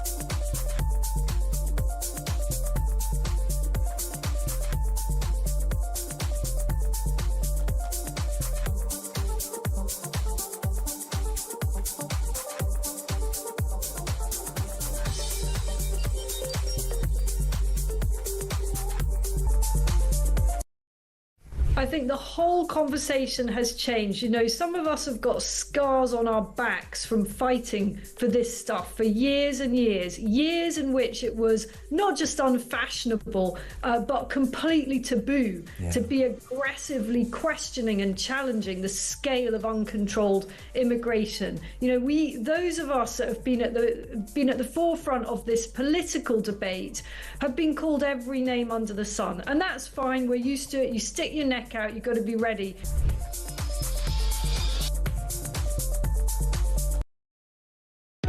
Across the UK, on DAB+, on your smart speaker, on your smart TV, and on your side. This is Talk. This is Talk. Billy says, Collins, are you feeling suitably embarrassed now with reference to your chemtrail denial on yesterday's programme? We did talk a little bit about, they're actually called contrails, but yeah, we talked a little bit about that. Can I just clarify on that point? There's no, geoengineering is a thing. It is possible, you know, from I don't know, spraying crops, to which we've done. All of that is possible. Nobody disputes that. But it's just worth remembering this. Every time somebody sends a photo of, like, these weird trails in the sky, let's assume, for argument's sake, there was no chemtrails, there was no spraying of anything, right? OK, it didn't exist. OK, let's just assume it didn't exist at all in any form or ever has done. Crops, clouds or anything. You would still have those trails in the sky from aeroplanes, all right? That's the point. They would be there as often as they are now. They would still be there, because that's what happens to planes and the trail and the vapour that's left behind by the planes when certain temperatures and the ambience and all the rest of it and the meteorological conditions all clash at the same time, and they can stay there forever, OK? So you'll get planes that have been there like 3 hours before and the trail will remain. The trail in itself is not evident. That's just evidence of a plane. You would have no idea whether it was a plane that was dropping something nefarious on us or whether it was the 328 to Magaluf. You just wouldn't know, all right? That it would still be there if the ambient conditions allow for that to be, or the meteorological conditions allow for it to be there. So it is worth just clarifying that point. I think we can probably leave it there. George is in Dundee. George, how you doing? Hi, Ian. Good to speak to you again. And good to speak to you too, sir. No bother. I don't know if this is just a me thing or no, Ian, but it's a wee bit linked. This attack or seeming attack on Starmer's home, the poor guy or woman falling off the dinghy and drowning. Yeah. Ed Miliband's missus getting her view blocked or her privacy interfered with, whatever. Yeah. Now, normally, a year or two back, I'd be a compassionate kind of guy with these sort of thing. I'd go, that's awful, terrible. But now, I am now turning into this guy where I do not give a damn about these things. And I think, hell mend the lot of you. Not one of you can speak up for the disabled in this country. Not one of you can speak up for the people that are now under threat of losing money. Not many of you spoke up for the pensioners. And I just think this country is now in a situation where there's people like me who are getting angrier and angrier, and it is now a case of it's every man and woman for themselves. It does. That's a really good point, that we've lost some empathy in a way, right? Because we've been taken down this horrendous political path by really rubbish leaders and parties and politicians, that all the goodwill has kind of gone, and our sense of what once was has been kind of recalibrated. Like you said, you would have had sympathy for something that no longer feels like something you have sympathy for. I just think, where is all the empathy for the people that are losing their... I mean, people that are literally now on the verge of losing everything, but there's more on the news about Ed Miliband's missus in a 5-story building built outside a £2 million mansion. Oh, poor soul, Yeah. Poor soul. It's very sad to see that somebody would do something to the Miliband so awful, George. I mean, it's, you know, where's good architects when you need them? The poor Miliband's. Maybe we should have a crowdfunder for them. What do you think? Save Mrs. Miliband's view. That's it. Yeah, save. It's a shame we can't make a good acronym about that, but I'm sure we could have fun with it. George, great call. As before, thank you. Nice to talk. This comes in from Penny, who says the most of the world is less pleasant than the UK. Therefore, according to Labour and our judges, most of the world has the right to claim asylum here.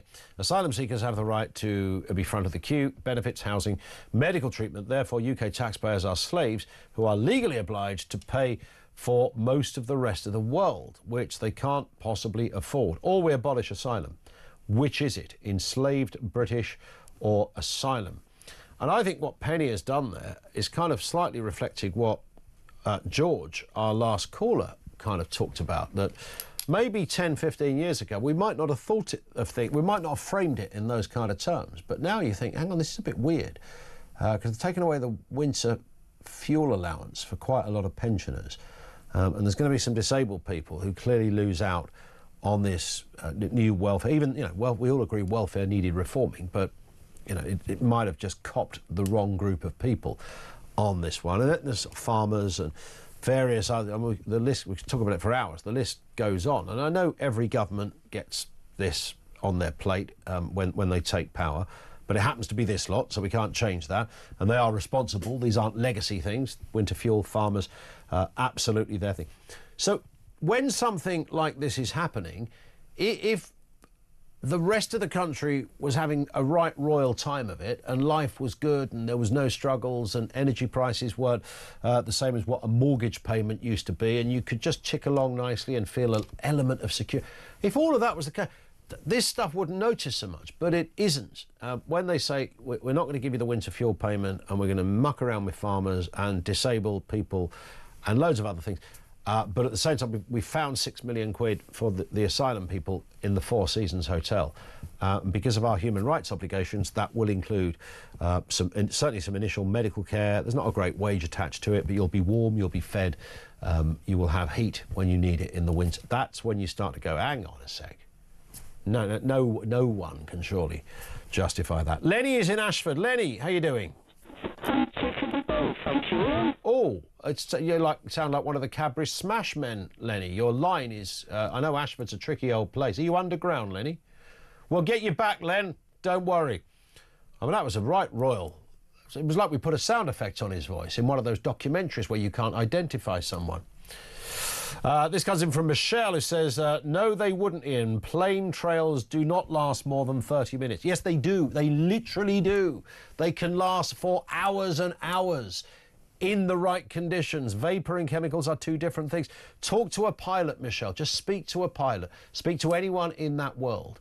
It will happen. My next door neighbour happens to be a pilot. Had this conversation. He said, it can stay up there for half a day if you've got the right meteorological conditions. It only happens when, I don't ask me for the specifics of the science, but when X meets Y on a certain day and the temperature is this, then you get the contrail. That happens all the time. Otherwise, based on that, so every time you'd see all of those things, do you remember that as a kid, looking up, going, wow, look at that, the aeroplanes, you can see 3 or 4 of them. Otherwise, what you're saying is, we haven't just got chemicals being sprayed, we've got about 500 planes an hour up there doing stuff. Nobody sees the planes, by the way, apparently. They don't exist. Where are all these planes doing this stuff? Little bit of breaking news. Tory MP Patrick Spencer has been charged with 2 counts of sexual assault. The charges follow 2 allegations, alleged incidents involving 2 separate women at the Groucho Club in central London back in August 2023. This is according to the Crown Prosecution Service. Mr Spencer, who is the Conservative MP for Central Suffolk and North Ipswich, will appear at Westminster Magistrates Court on Monday. The time now, just gone 2:30. Lines are open. This is Talk.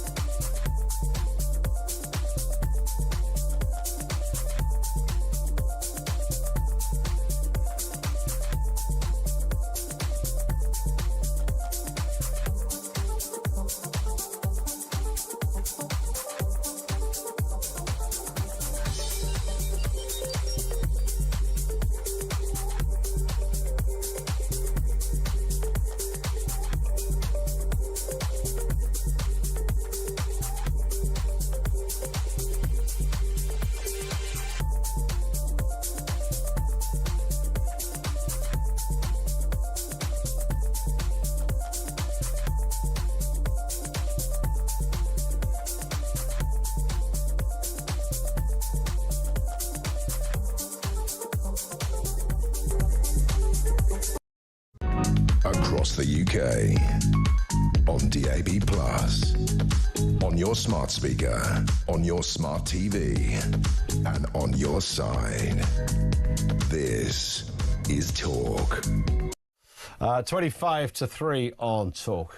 Marks and Spencer's has admitted a cyber attack compromised some customer data, though no passwords or payment details were stolen. This is the attack, of course, that disrupted a huge disruption of services like contactless payments, online orders. Not even sure they're back to normality now. Already cost the retailer over £1 billion. This is huge money and a big problem. And, of course, other companies are going, hang on, who's safe in this world? Let's speak with Harry Kind, consumer expert, the everyday expert. Harry, good afternoon to you. I mean, this is, I suppose, the kind of schoolboy answer to this is, well, it's the world we live in, right? It's how it works these days. That's it, yeah. And when you're asking who is safe in this, no one's safe. You know, the people are a bigger target if there's more money to be made from them. But all of us have a possibility to be the weak link in an organization's chain. You know, that this was, according to some reports, very smart hackers who basically tricked IT workers into giving access to these systems. That is somebody who maybe didn't think that they were a prime target for hacking. They're not someone who's necessarily been hacked through some clever, you know, typing in a computer, but through social engineering, basically being conned. And, you know, that is the world we live in, but it's still actually using quite old-fashioned techniques of telling people that you're one person when actually you're another. Yeah. And that, I mean, the issue that big companies have on this, of course, it's bad enough with M&S, you know, they said, OK, look, it's not data in the sense that it's your money or your password. It's more about, it might be your date of birth, your address, stuff like that. However, it's only a matter of time, isn't it, before someone does get their hand on the real booty. Well, I mean, this is, I would say, the real booty. This is actually genuinely useful stuff for any scammer to have. If you received an email that says, "Hi, it's Marks and Spencer here. Obviously, we've had these massive hack responses, but you know, we're here to tell you that you're safe. We think it's worth you resetting your password, and just to prove that we know that we are who we say we are. This is your name, your address, the last 3 things you bought from Marks and Spencer's, and here's the end of your credit card information." Yeah. That's all data that Marks and Spencer is saying has been taken. Yeah. But a scammer could just use that to get you to reset your password, maybe eventually put in your credit card information, or most likely is that these scammers will just sell this data on the dark web for someone else to make use of. So even if data isn't exactly, access to your bank account, it is so useful for scammers down the line. Absolutely. And of course, scammers know they don't have to get it right every time, which is why the Nigerian prince scam still exists, of course, because, they only got to get it right a few times. And, happy days if you're the scammer. So, you send out a bulk of 1 million emails to people saying, oh, you need to reset your password. Most people won't do it. But if 1% did, you've done all right. That's right. It is a massive net to catch a few fish. And I will always say, there aren't just a few vulnerable people out there with this. Everybody is vulnerable to some kind of scam. It's the consequence, it's the kind of situation that matters most. And in this case, I'd say, look, we all have to be more careful. But organizations, they need to spend the money to protect our data. We have a right when we give our data over to a big company that they will look after it and they will keep it safe. But they should also make sure that we have kind of regulations in place so that we discourage this kind of behavior, because ransomware is really on the rise. And there is some legislation that's currently being looked at to maybe ban crucial industries like food, like public sector organizations from paying the ransoms that these hackers want, in a way to try and discourage this from happening. So sure, we've all got our roles to play, but there are big picture things here. Is it just a case then of kind of battening down the hatches? Have we got to just buy loads of software on our computers? And most people, sorry, I don't know whether it's most people, a lot of people have some form of protection. Passwords are getting better. We are getting more used to pass keys and things like that. But that's at our end, isn't it? We can do as much as we like. But if there's something sloppy going on elsewhere, and I'm sure you know this better than I do, Harry, it is quite... when I talk to people who specialise in the world of cyber hacking and software, they are gobsmacked at how many very well-known corporations have rubbish systems still in place. Yeah, and ultimately, there's very little kind of new and innovative about these kind of hacks. It's the same old weaknesses that we all face. It's people not going through the protocols that have been put in place. They're not following each step. They are giving people a pass because of that kind of societal pressure, where maybe you have a system in place that says, look, if someone is asking for a password reset, they have to present some kind of ID, and you might just go, oh, on this occasion, don't worry about it. You're clearly stressed. Yeah. It's those kind of weaknesses which I do think are really, really hard to get out of our kind of system, really. But as you were saying about passkeys, for example, passkeys are a really great example where companies can be shifting to a technology like passkeys instead of passwords, which is not only safer, more secure, but for us as consumers, it's a whole lot easier. These are systems where instead of you memorizing or trying to come up with a very long password, there is an incredibly long, incredibly technical password code within your phone, for example, or your laptop, which only gives permission to that device to kind of permit you access. It's not you having to kind of give something on the internet as a way of proving who you are. It's a much more technical system, but you as a consumer, you don't realize the difference. Those kind of systems, they cost money, but that is the kind of investment that we as consumers deserve. Spot on. And this will be a wake-up call for some, although there are many out there that, I suppose, rather cynically will say, Harry, yeah, but for others, they always think it won't happen to us. And that's one of the problems with getting companies to gear up to the 21st century. Well, and that's exactly right. In the 1920s, I'm sure there were plenty of banks in America that had their money in a safe that could be cut through with, a sharp axe in 10 seconds flat. Over time, you have regulations and you have pressure that basically says, look, there's a whole load of bank robberies. You've got to up your game. The same is happening now. The problem is it's happening so quickly. Regulations and businesses don't play catch up quickly enough. And then there's the pressure to just kind of be as productive as possible, to make money as quickly as possible, and to scale up. We've seen Marks and Spencer massively scale up their online operations, making a huge amount of money on this, but really they then need to be keeping in mind the boring stuff. Let's get a cybersecurity system in place too. Indeed. Listen, Harry, great to have you on as ever. Thank you. That's Harry Kind, consumer expert, the everyday expert. Do check him out online. Some great stuff there. If you've ever been in that place where, the hacking thing, having your stuff, but somebody getting into your kind of email and things like that is, a royal pain in the jacksie, and it's disruptive.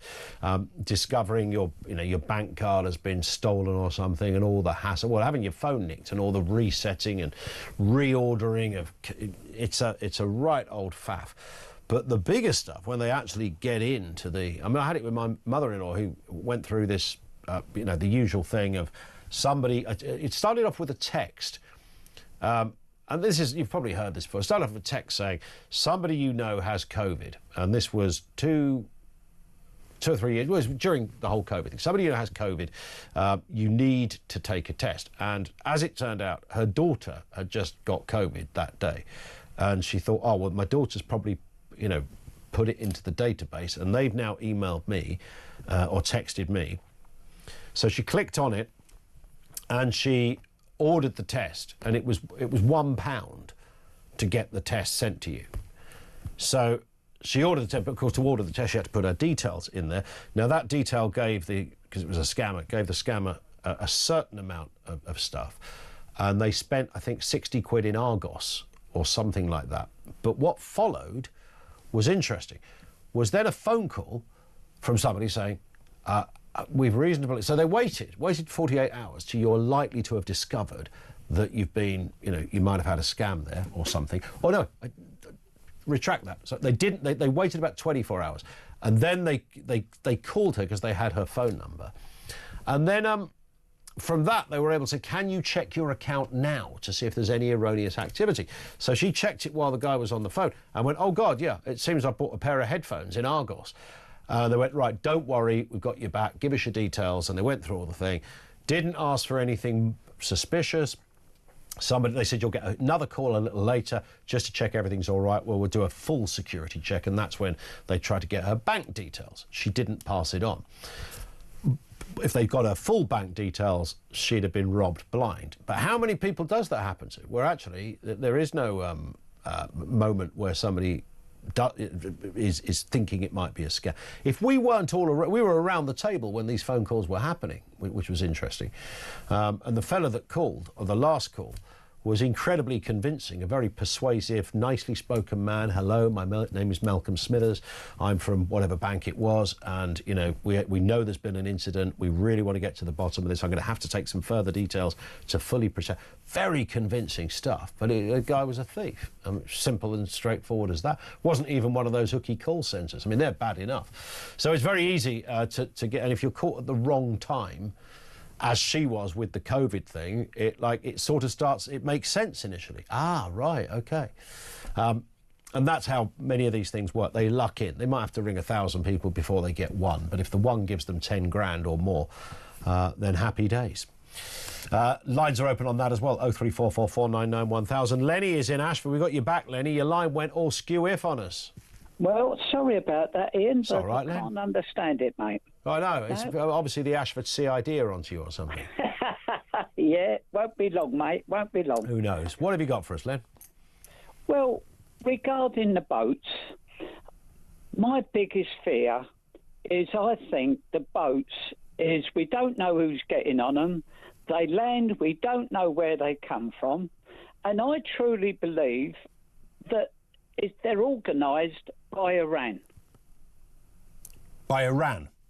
Iran, yes, because I think throughout Europe, you will look that all their immigration, I believe Europe and the UK are housing Trojan horses, and that is the plan of Iran. Yeah.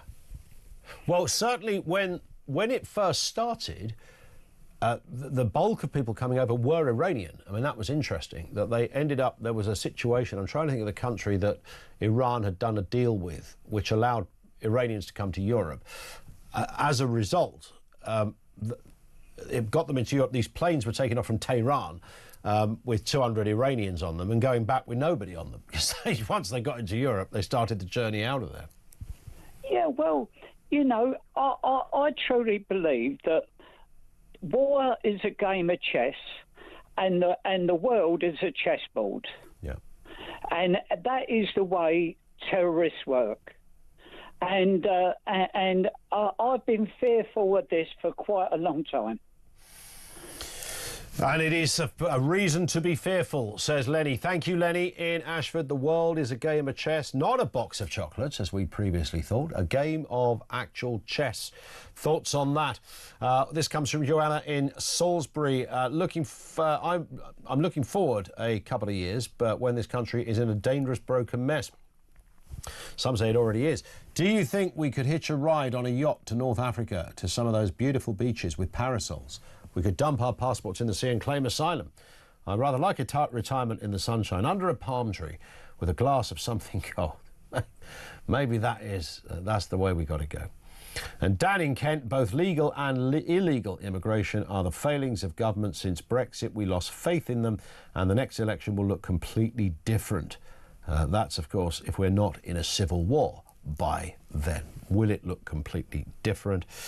Jerry says, I'm a pilot. You are correct. Contrails are actually water, but ice, a form of kind of ice crystals.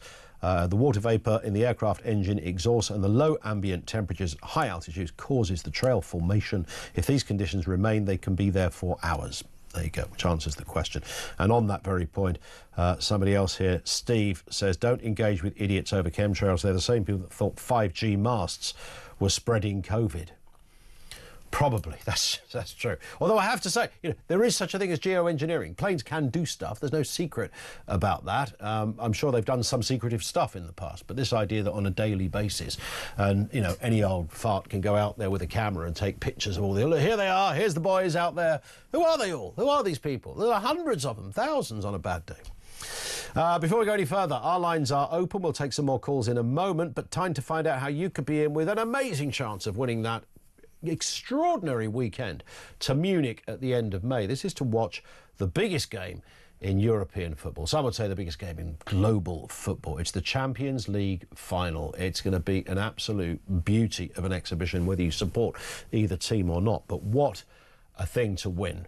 Weekend in Munich, Champions League final tickets, and thanks to our colleagues at talkSPORT, we're also putting £5,000 in your pocket as well to spend however you want. That's an absolute beauty. Here's the detail. Win a once-in-a-lifetime trip to watch the Champions League final live. Go to talksport.com/win for your chance to embark on the ultimate odyssey of football ecstasy. With 2 tickets to the Champions League final live at the iconic Munich Football Arena, Germany, including flights, accommodation, and an uber-massive £5,000 in your hand. How about that? Enter online now at talksport.com/win. Terms and conditions apply. Achtung, baby.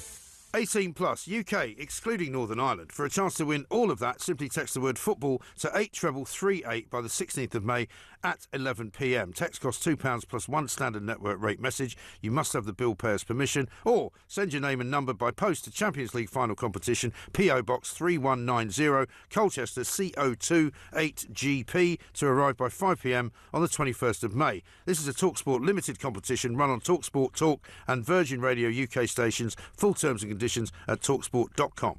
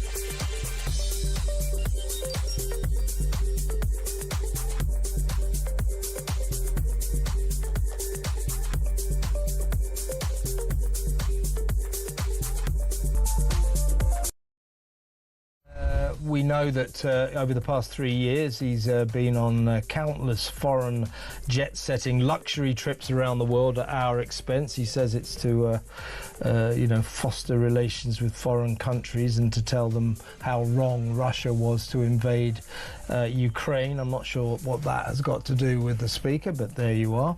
He spent about £300,000 over the last 3 years going on these luxury trips.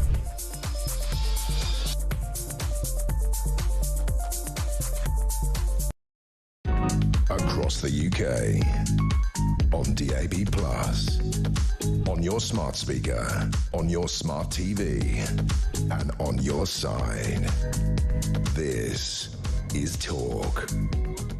It is Talk, just gone 10 to 3.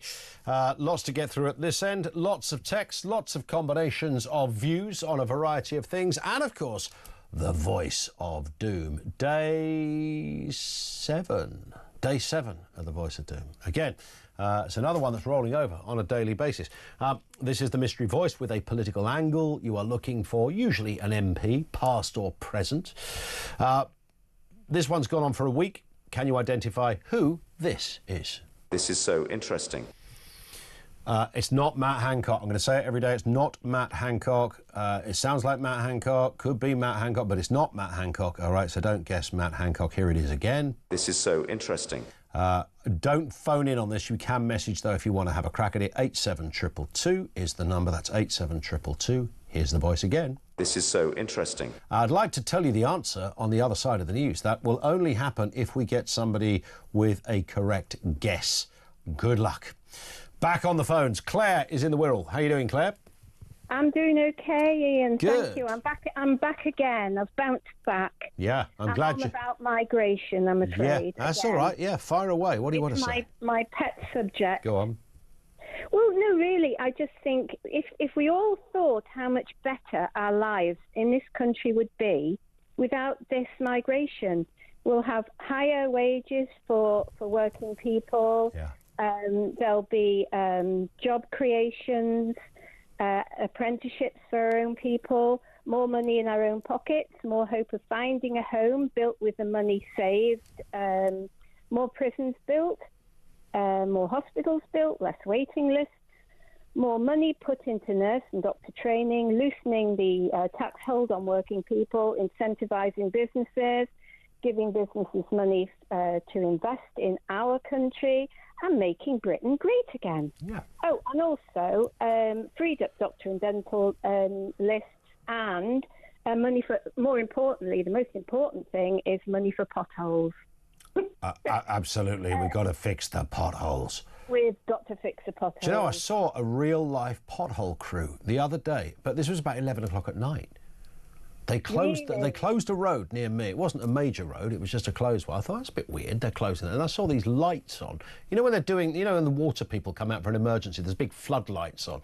It was kind of like that, and I thought, it's a bit weird, because it was a quirky road that needs to be closed in order to do it. But my takeaway, Claire, was that they were doing potholes. They were fixing potholes. Not many, but some of them. Yeah, they come at night, under the darkness of night. Yes, so you don't count the ones, so nobody can see the ones they're missing. Maybe it's that, I don't know. Exactly, yeah, and following them around and saying, oi, mate. I did hear on one of the shows, somebody rang up and said, well, yeah, you know, they'd complained about a pothole, but, you know, and that was actually filled in, and there was about 5 other around that pothole that were just left. But because someone had said, oh, there's a pothole here, and presumably pointed to it, and they put their little bit of paint round it, don't they, just to say, well, just to say, it's not like they haven't forgotten it. Left the rest, you know, it's a bit bizarre. So there's a lot of money in the system that we could be spending in the right places, of course.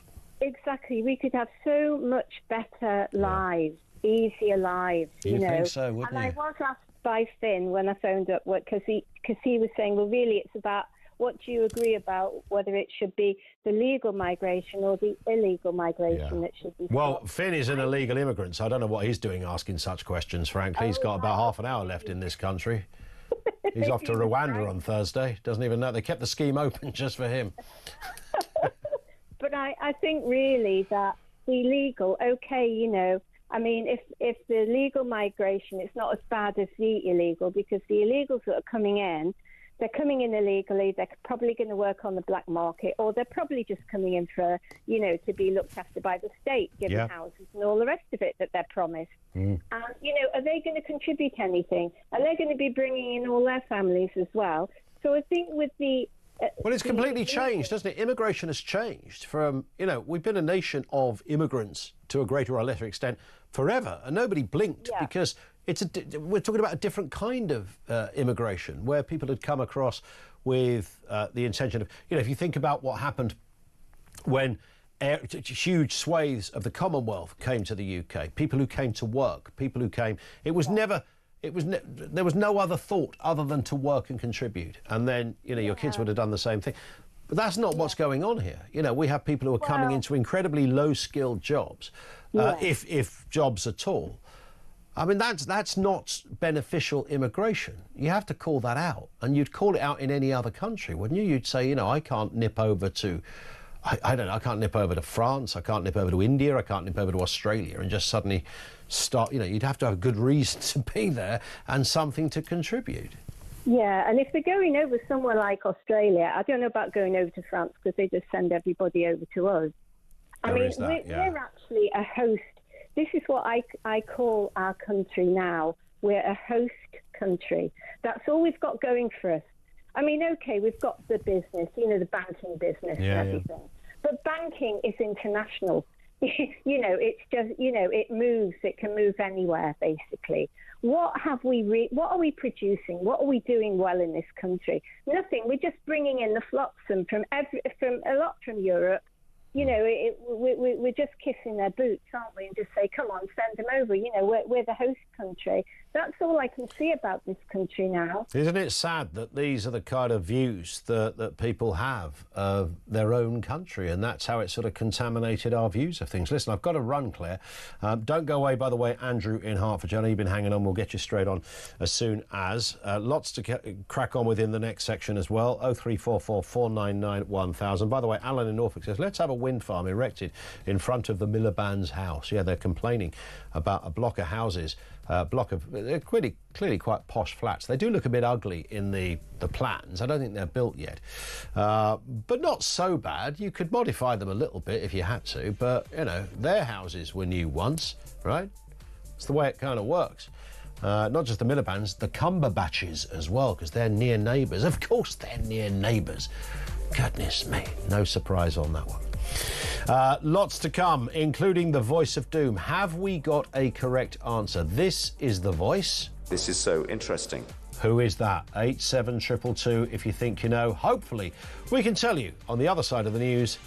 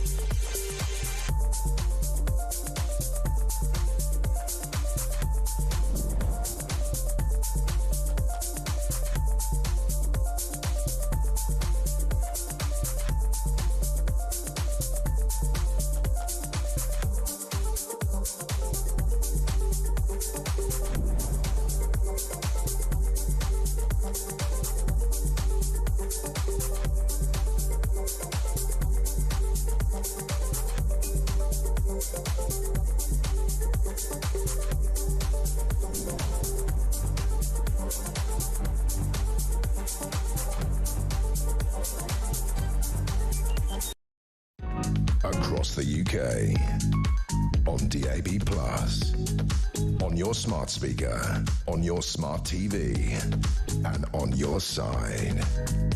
This is Talk.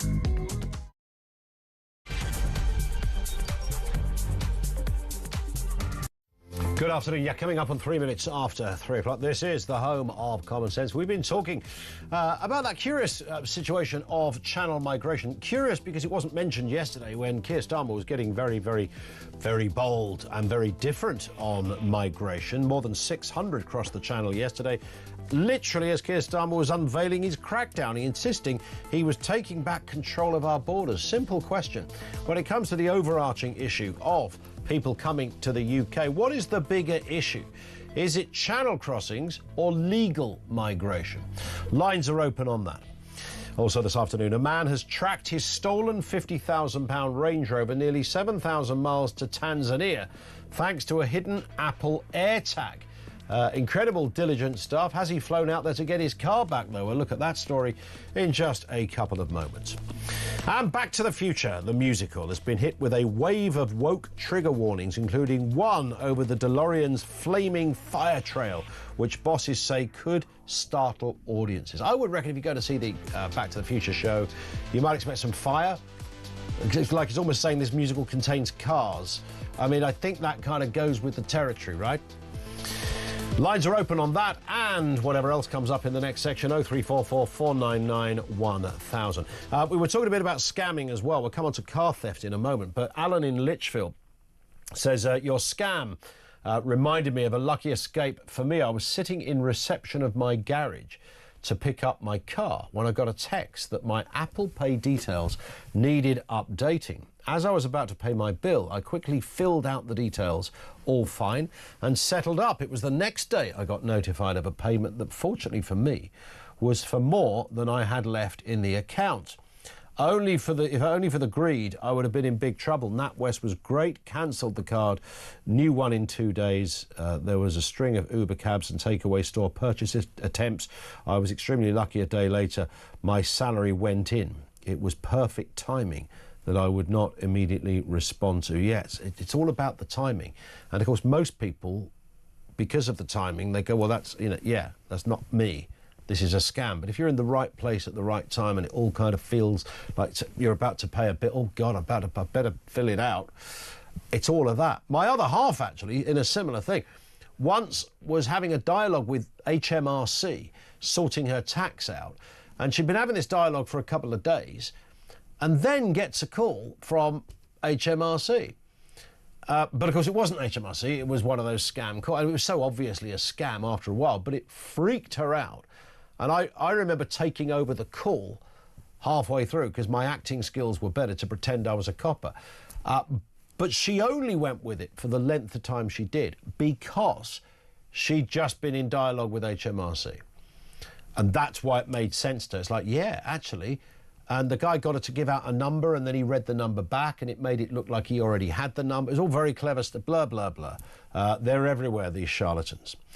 Voice of Doom. This is the voice we played you just before the news. It's the latest mystery voice, day 7. Here it is. This is so interesting.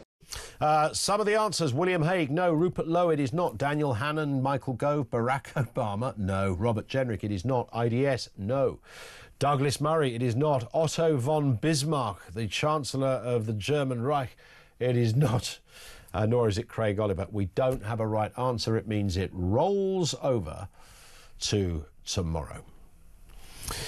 Let's move to this story then. A man has tracked his stolen £50,000 Range Rover nearly 7,000 miles to Tanzania using a hidden AirTag. Jimmy Monday watched helplessly as the car was shipped from his UK home and is now in daily use abroad. High-end cars like Range Rovers, of course, are increasingly stolen to order for buyers in East Africa. There's a lot that happens in this particular world. Let's speak to Neil Thomas, who's former Deputy Inspector. Well, in fact, Neil, good afternoon to you. Good afternoon. How are you? I'm sure I only gave you half a title there. Former Deputy Inspector. There's got to be something else on the end of that. Former Detective Inspector, West Midlands Police. Detective Inspector of West Midlands. Brilliant. OK. Glad to clarify that, Neil. Good to have you on. Thank you. And we have spoken before, of course. Yes, so listen, nice to have you. This is big trade at the moment, isn't it? This is absolutely massive. Cars like Range Rovers are kind of Premier League in this world. Yeah, it's not just Range Rovers, it's just high-end prestige vehicles in the UK. Yeah. There's a ready market in Africa out there, and they're reasonably easy to ship over there, unbelievably. How is it so easy to take a nicked car? Because you'd think, I'm thinking ANPR. I'm pretty sure ANPR in Nairobi isn't that good, but certainly on your journey out of the UK, you might get nabbed as you go down the M2 or the M20. Yeah, the issue is that we know the car thieves these days are quite sophisticated in terms of the technology they use. They'll also turn up to steal the car with pre-printed clone number plates. So the chances of them being caught on an ANPR camera, for example, quite slim, to be honest. These are professionals. They do it every day of the week. Yeah. They're not just young lads stealing the car for a laugh.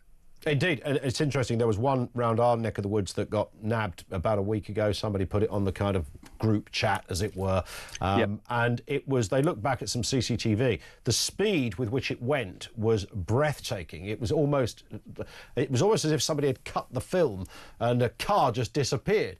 It was so quick. It was so swift, and clearly a professional job, Neil. Yeah, if you think how quickly you can get into your car on your driveway, it's as quick as that. Yeah. There's no delay at all. They'll turn up, they'll have the technology, they'll be in and out of they're in the car and away quite easily.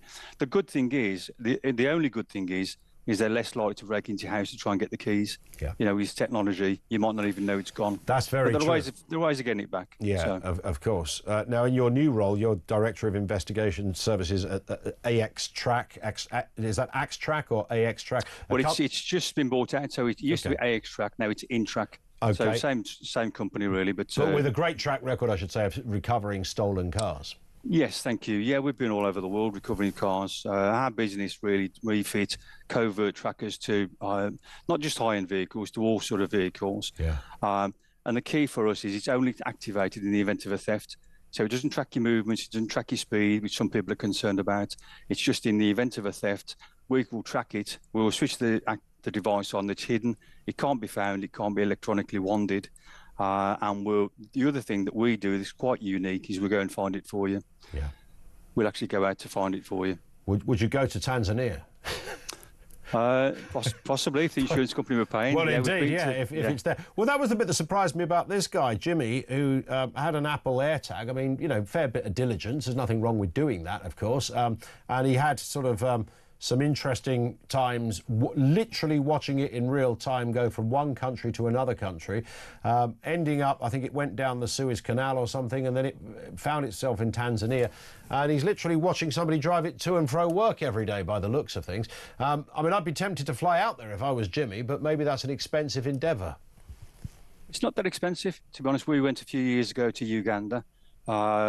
It's a question of getting the police and the law enforcement authorities on board, but also speaking to the insurance company. The insurance company would pay for the repatriation. If it's worth it, it's a £50,000 Range Rover, then it's worth them getting the salvage back. So we work with a lot of insurers. We work with an organisation called NAVSIS, which is the National Vehicle Crime Intelligence Service, which is a sort of UK-based police service. And there are lots of ways of getting the cars back. It's just getting the right people on board. Yeah. But he certainly shouldn't go out himself.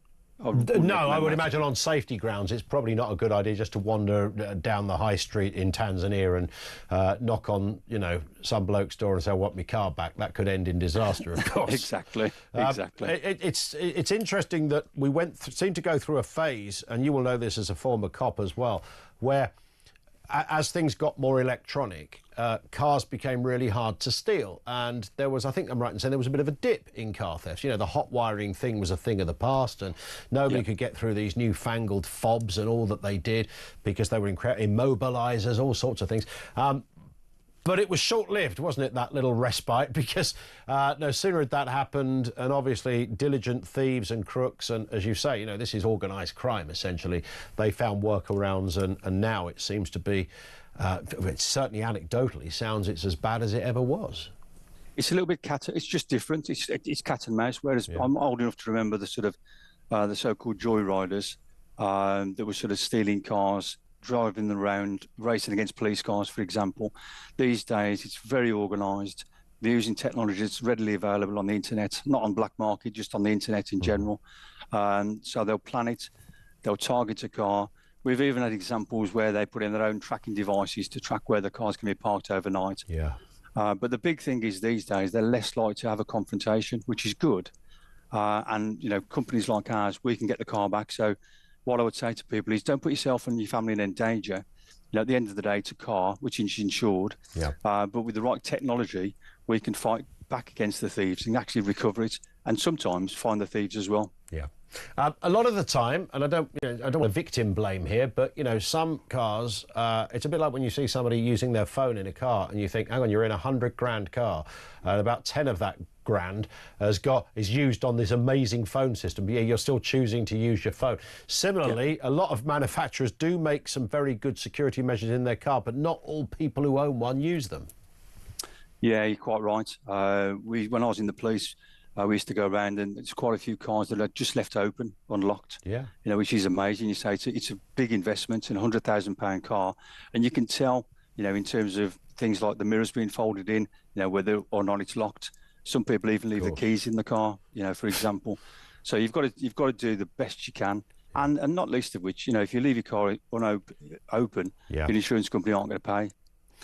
Well, that's exactly right. I mean, it's probably timely that I should mention we've got a second car, you know, one of those little run-around things that you often have in a family. It's a knackered old Toyota Aygo. I've left that thing open and all sorts of things. No one will nick that darn thing, despite my hope that they might do one day, Neil. So it's not all a one-way street. Listen, great to have you on again, Neil. Thank you for talking with us. Neil Thomas, former Detective Inspector at West Midlands Police. It is curious, somebody we know up the road, I think somebody will probably call in and put me right on this. They've got something in their car, and this is an example of not using it, where you have to carry out like a set of, it's like a passcode, and you can set it up how you like. So it might be like you've got to press the accelerator once, move the indicator arm once, lock the car, touch the gear stick. You could do like a combination of different maneuvers that nobody would ever know. Until you do that every time you get in your car, then the car will never start. So you have your own combination, go in the car, press the aircon button once, touch the indicator, open the window, press the pedal. That's your passcode. She couldn't be bothered to keep doing it. She said it's such a faff every time, and I kept forgetting it, and I just thought, oh no. So they immobilised. They've got some other stuff, and their car hasn't been nicked. But it's not straightforward, right? I mean, if you've got a vehicle that's worth a few quid, and let's be honest, despite being in a cost of living crisis, there's a lot of tasty cars out there, and cars are quite expensive. And if they're big old 4x4s, if they're top of the range Audis or BMWs, or particularly Range Rovers, really seem to be the area where there's a massive focus of criminal interest, then yeah, you've got to make sure that darn thing is locked up good and proper, and the steering wheel with the bolt on it and all that business. Otherwise, you do stand a good chance of the whole thing getting nicked. If you've been there and had that experience, all ears at this end. And is there what is your ultimate device for making sure no one's going to nick your car? 0344 499 1000. Let's go to Andrew in Hertfordshire on that issue of immigration where we began, particularly the channel crossings versus legal migration, etc. And what are your thoughts, Andrew? Good afternoon to you. Good afternoon. The solution to car theft, if you steal a car, cut your hands off. That's the way to do it. Well, that's true. If the car has its own guillotine in it or something. Yeah, so you came to immobilise me, I've immobilised you. Might go to jail, of course, if you're caught. Well, that's right, yeah. Well, I tell you won't serve more time than someone that sent a tweet out. Yeah, that's true. So, in relation to the immigration, let's get it in perspective. Because you can measure the one type of immigration he's gone after, then he can get some positive notes out there. Yeah. The reality of it is if you choke off the job supply in the care system, then what you can do is you can force the care system to increase the wages, thus taking people off the dole queue. So that's the theory. You subsidise that as a government. When that chap came over yesterday and he had that picture on the front of the Times, which you will see again on a reform poster with enough. That's all they have to put under that. Starmer, and our thoughts go to him, what's happened to him is awful, and he shouldn't have to put up with that. No MP should, or anybody in public service. Yeah. Starmer wants out, and it's clear that the left wing of the Labour Party, by going after him, the biggest fight is not with Reform or with the Conservatives, it's within his own party. Because he has no political persuasion in any way, shape or form. He can see what needs to be done, and he can't get it done. And now he doesn't do politics. Diane Abbott's always said that. He'll be gone by Christmas. He'll be gone by Christmas. Do you think they'll so? Vote him. Oh, yeah. Because he why would he hang around? Going after his family like this, that's the final straw. He doesn't need to put up with that wouldn't be... I mean, we don't know that is, left-wingers in the Labour Party that have gone after his family. No, I'm not suggesting that. I'm not suggesting that at all. That's something else. But when people, when there's an attack on your family, it changes your perspective. I mean, look at, when you look at Boris when he got COVID, his perception, his view of that changed dramatically. Sure. So in relation to the immigration, still you can solve it. When they arrive, they have got rid of all their documents. So we assume they're a terrorist because we've been told that they're terrorists. We're going to use terrorist legislation. Kneel them down, shave their heads, take them to Guantanamo Bay. Arrested as as gangmasters. Arrest them all as gangmasters. What if there is somebody who is an asylum seeker in there? That will be the question that will come back. Let's deal with that afterwards. Because they're treating us in a big mob mentality, we will go after them with the same broad brush. And what will happen is you only have to kneel 6 down, shave their heads, and put them in jumpsuits, and it'll stop overnight, because we're going to arrest them as people smugglers. So every one of them would be identified as a people smuggler and potential terrorist. Well, yeah, but hang on. They got rid of their documents. We don't know who they are. And anyone that are in the country retrospectively will be arrested as well. Because how do we believe what they tell us? I could say that I'm Cristiano Ronaldo. Under our system, you'd have to believe the person. I thought you sounded a bit Cristiano-ish when you came on, Andrew, I have to say. So, I mean, you might have got away with that one. But listen, one of the problems with that is the lawyers would go, well, of course they haven't got any documents. They're an asylum seeker. Why would they have documents when they've ran out of Syria with somebody putting a gun to their family's head? That would be the answer. By definition of being a genuine asylum seeker, you probably won't have all the documentation. And then, just as the chap the other day from the BBC that was arrested, we arrest the people within the charities working in Dunkirk. We arrest the lawyers for assisting a terrorist. Is that would that be reasonable to say? I mean, do we not get into that sort of slightly North Korea territory there? Because even though the sentiment, I'm totally with what you're saying, but you would be in that thing saying, hang on a second, there is such a thing as some asylum seekers. What about charities that are doing nice things for people in desperate need? There is. But we've gone past the point where we can help them. We can't help the people that we would want to help. That's the bit that people miss. That's a very good point. That's a very good point. And it kind of ties in with what our previous caller, Claire in the Wirral, said in terms of our threshold of tolerance has been recalibrated, right? You know, once upon a time, you and I might not have had this conversation, Andrew, but we're kind of forced there. We are forced there because all around us we're seeing how awful the situation is, whereas Starmer knows he can't get in control of the illegal immigration and asylum claims. The one on the other side, he can control. And one thing I would say, before you just finish me off, your opening today was the best opening ever. The sea was as calm as the space between Angela Rayner's ears. Outstanding, Ian. Well, that's very kind. I don't know where the BAFTA boys were when that was happening, but maybe next year. Andrew, you're a gent. Thank you very much indeed. That's Andrew in Hertfordshire. I'd forgotten I said that. Lines are open, 0344 499 1000. More comment from you on the way. Lots to get through. 3:20 past. This is Talk.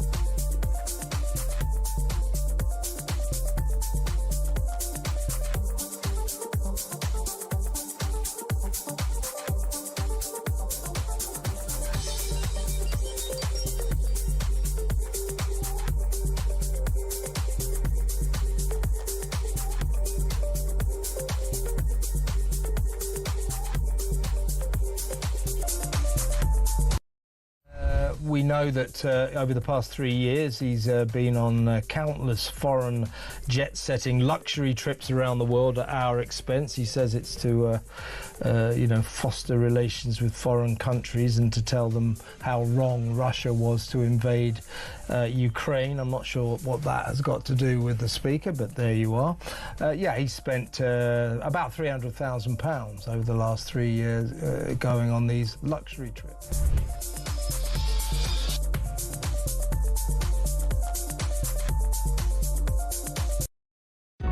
Across the UK, on DAB+, on your smart speaker, on your smart TV, and on your side. This is Talk. This is Talk. This in from John in Maidstone. I've got an old Mercedes. It's never, hardly ever got any petrol in it. The battery drains if I leave it connected, so I disconnect the battery every day. So good luck with trying to nick that one. That is the ultimate way, of course, is to make sure your car doesn't get nicked, is to take the battery out. But of course, I suppose somebody could just stick it on the back of a trailer if they were really, hell-bent on it. Lindsay in Essex, I've had 2 Range Rovers stolen, never recovered by police, had to declare these thefts for 5 years on my insurance. Renewals, my monthly premium doubled for 5 years. Have a ghost alarm on my current one, which involves a 5 to 10 sequence using indicators so far. So that was the thing I was talking about. Maybe it's just the indicator. You move it one way, then it's something like that. Thank you, Lindsay, for that. I'm sorry you've had a bit of bad luck in that, because that's the other point, isn't it? So you have your car nicked, that's bad enough. But then your insurance company are going to go, oh, yeah, you've had your car nicked, so you're high risk, so we'll just double what you already pay, which was already a lot of money. Charlie is in East Sussex. How you doing, Charlie? Good afternoon, Ian. Good afternoon. It's a lovely, lovely sunny day. It's a belter out there, isn't it? It is. Yeah. Well, this morning, when I leave home, I'm a creature of habit. I always drive along the seafront. Yep. And it's absolutely gorgeous. The sea was like a mirror. And instead of thinking, wow, that's great, what came to mind was, how many are going to cross the channel today? Yeah. Now, talking about legal versus illegal migration, legal migration, that's just a matter of willpower and a matter of a pen stroke. We can sort that out without a problem. Illegal immigration, totally different. So, we've got to do something about the pull. We've got a pull factor here, haven't we? You can come here, you're in a hotel, we're going to put you up, we're going to look after you, give you pocket money, so on and so forth. So really, we should be working around ways to stop that pull factor. You've only got to go onto the government website, and as one of these illegal or asylum seekers, if you want to call them that, it tells you what you're going to get. So, look, we have not had very good value for money out of the French, have we? £500 million. It's been a bit rubbish. There's been no ROI, no return on investment there. So how can we persuade the French to act against what they really want to do? Yeah. And one of the ways is say, right, okay, let's have a look at it. We've got X amount of 100 people crossing today. So say we had 700 people the other day. Well, that's 7 fishing licenses we're going to revoke. For every 100 people, we're going to revoke a license for you. How about that? They might then start taking it a little bit more seriously. That's my view on it. And also... that's what Donald Trump would do, by the way. I'm not suggesting Trump is right on everything, but he would move away from this crazy set-in-stone idea that you can never upset anybody. And that's how we've run politics for yonks in this country. Sometimes you have to.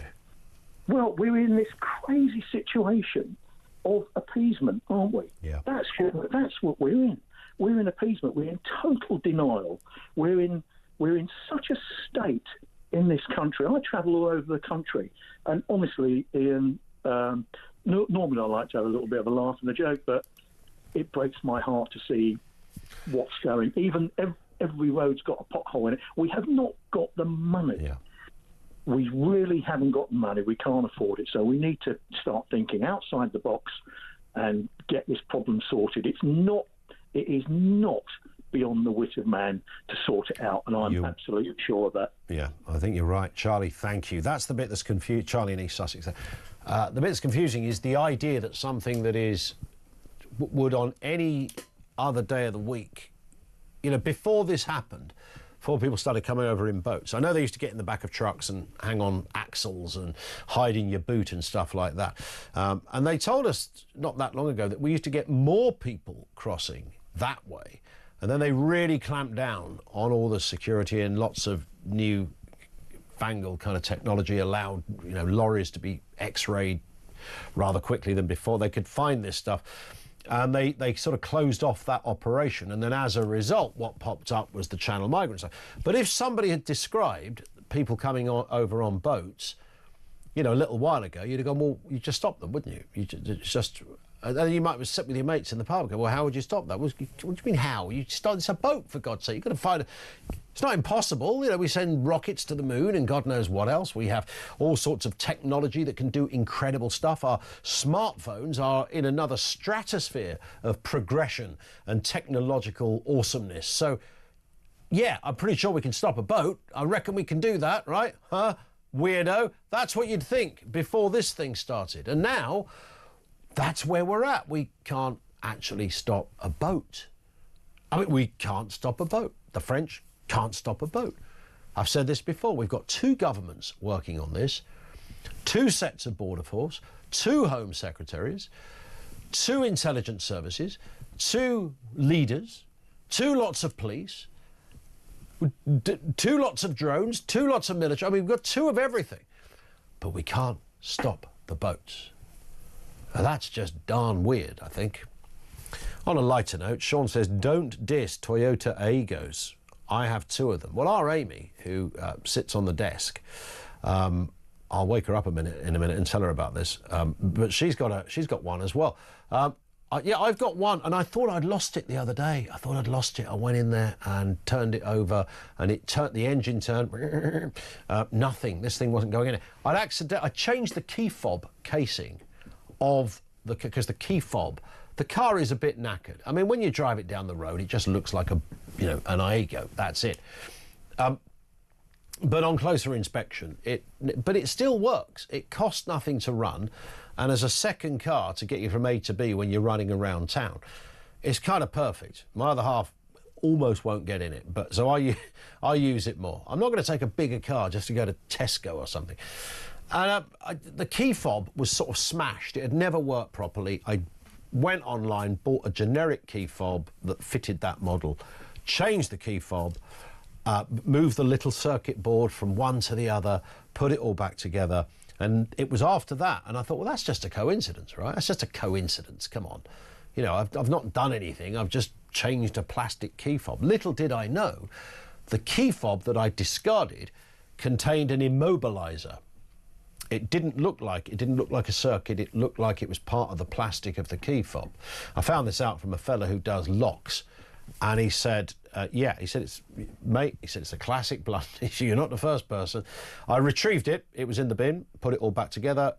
Worked like a beauty. Still got the immobiliser man to come round and replace the key fob, but that's another story. So yes, the little cars like that, it does make you wonder. I'm not precious about cars. I don't give a monkeys about having a big, expensive vehicle. We've got a fairly tasty Volvo, but there's no vanity. I'm not desiring to get the next high-end car or anything like that. It's all about practicalities. And small cars for lots of families, oddly, are not on the top of the list of the thieves we're talking about. They do get nicked, but they're so darn handy. Your road tax is hardly anything. Mine's 20 quid a year. I fill it up with petrol. That lasts about 22 decades before I have to fill it up again. Job's a good one. But if you were a single bloke, you wouldn't go out in it, if you know what I mean, thinking you were going to change your luck of your single status. There is that problem. But luckily, I'm not 17 anymore or a single bloke, so I haven't got that problem. 0344 499 1000. The oldies love it, though. We're going to take some more calls in a few moments' time. Just gone 3:30. This is Talk.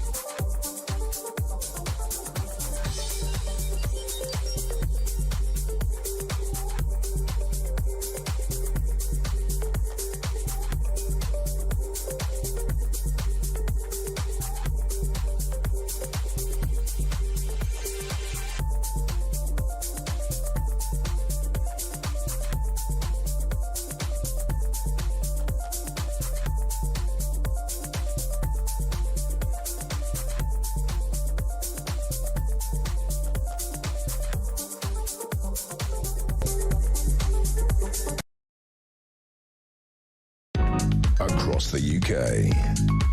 On DAB+, on your smart speaker, on your smart TV, and on your side. This is... Petrie, yes, 10 o'clock tonight, Night Live. It's a must-listen right after Kevin O'Sullivan's political asylum, which I think I don't know if it's happened yet. There's legislation in place to make it illegal if you are not listening to Kev's political asylum. I think there are going to be some Ofcom fines if they come around your house and discover you're listening or watching something else other than Kevin O'Sullivan. I think you can probably expect a visit of 6 coppers in a van who will search your house and find out what other media proclivities you might have. So Kev's here at 7 and, of course, Petrie at 10. Let's move to this story. Back to the Future, the musical, has been hit with a string of woke trigger warnings, including one about the DeLorean's fiery tracks, which bosses fear could startle audiences. It's one of 16 snowflakes alert on the stage version of the 1985 hit film. Similar warnings have also previously been issued for the stage production of The Full Monty and Roald Dahl's Matilda. I saw Matilda not that long ago with the kids. I'm trying to remember, was there a trigger warning? This show contains kids. Maybe it had that, and most of the whole cast are kids. Let's speak with Matthew Lesh, Public Policy Fellow at the Institute of Economic Affairs. There is a trigger warning I must issue first, Matthew, that you might say something that is common sense, and members of the public are not used to that these days, of course, because we live in an upside-down world of nonsense and faff. So I'm just putting that out there to start with, Matthew. I think it's my legal obligation, health and safety and all of that. It's a strange thing, isn't it, that if you go to see Back to the Future, the musical, the chances are you're roughly aware of what it might be about. Back to the Future, big, iconic movie and subsequent films as well. Absolutely huge. It's about a car, a fast car that goes back to the future, and it revs a lot, makes a lot of noise, and probably has some flames involved in it. Does anyone really need reminding of that before they sit down and the curtain goes up?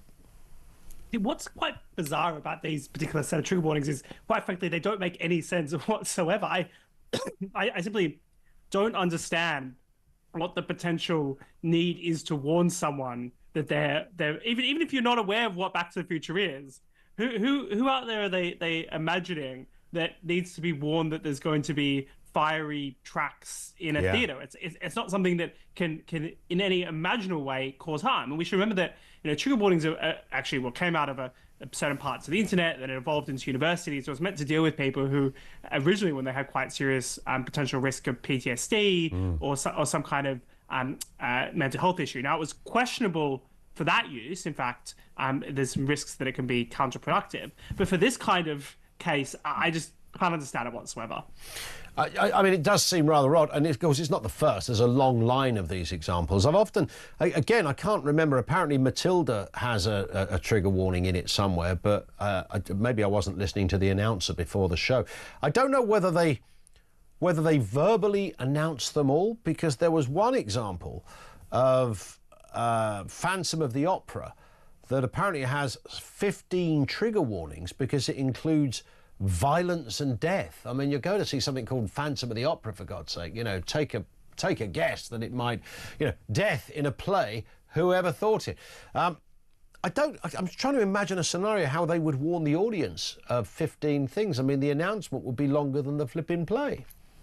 Yeah, I suspect what's really going on here is that they're being put somewhere on the play or the musical's production website as a kind of legal disclaimer in a way, that they're basically trying to cover themselves from any potential risk that someone might complain about something, rather than necessarily because the producers or themselves or the directors want this to be read out. I can't seem to recollect, in my mind at least, before a theatre show recently or in any time, kind of a listing of one of these trigger warnings. But I think there is the risk here of them becoming quite hilarious. We got this other recent case not too long ago when it came to trigger warnings about Monty Python's Holy Grail, including, and this is my personal favourite of them, a warning that there's animations showing men holding trumpets in their bottoms. Yes, that's a beauty, which to be honest sounds a bit more like a Monty Python sketch line than an actual trigger warning in itself. Yeah, 200 trigger warnings on works of Shakespeare over the last few years. I mean, goodness me. I mean, Shakespeare,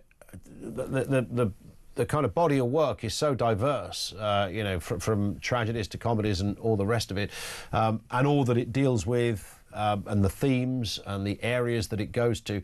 I mean, it's probably got everything in the collective works of Shakespeare I would imagine, tick every box to be closed down by the intelligentsia in this world.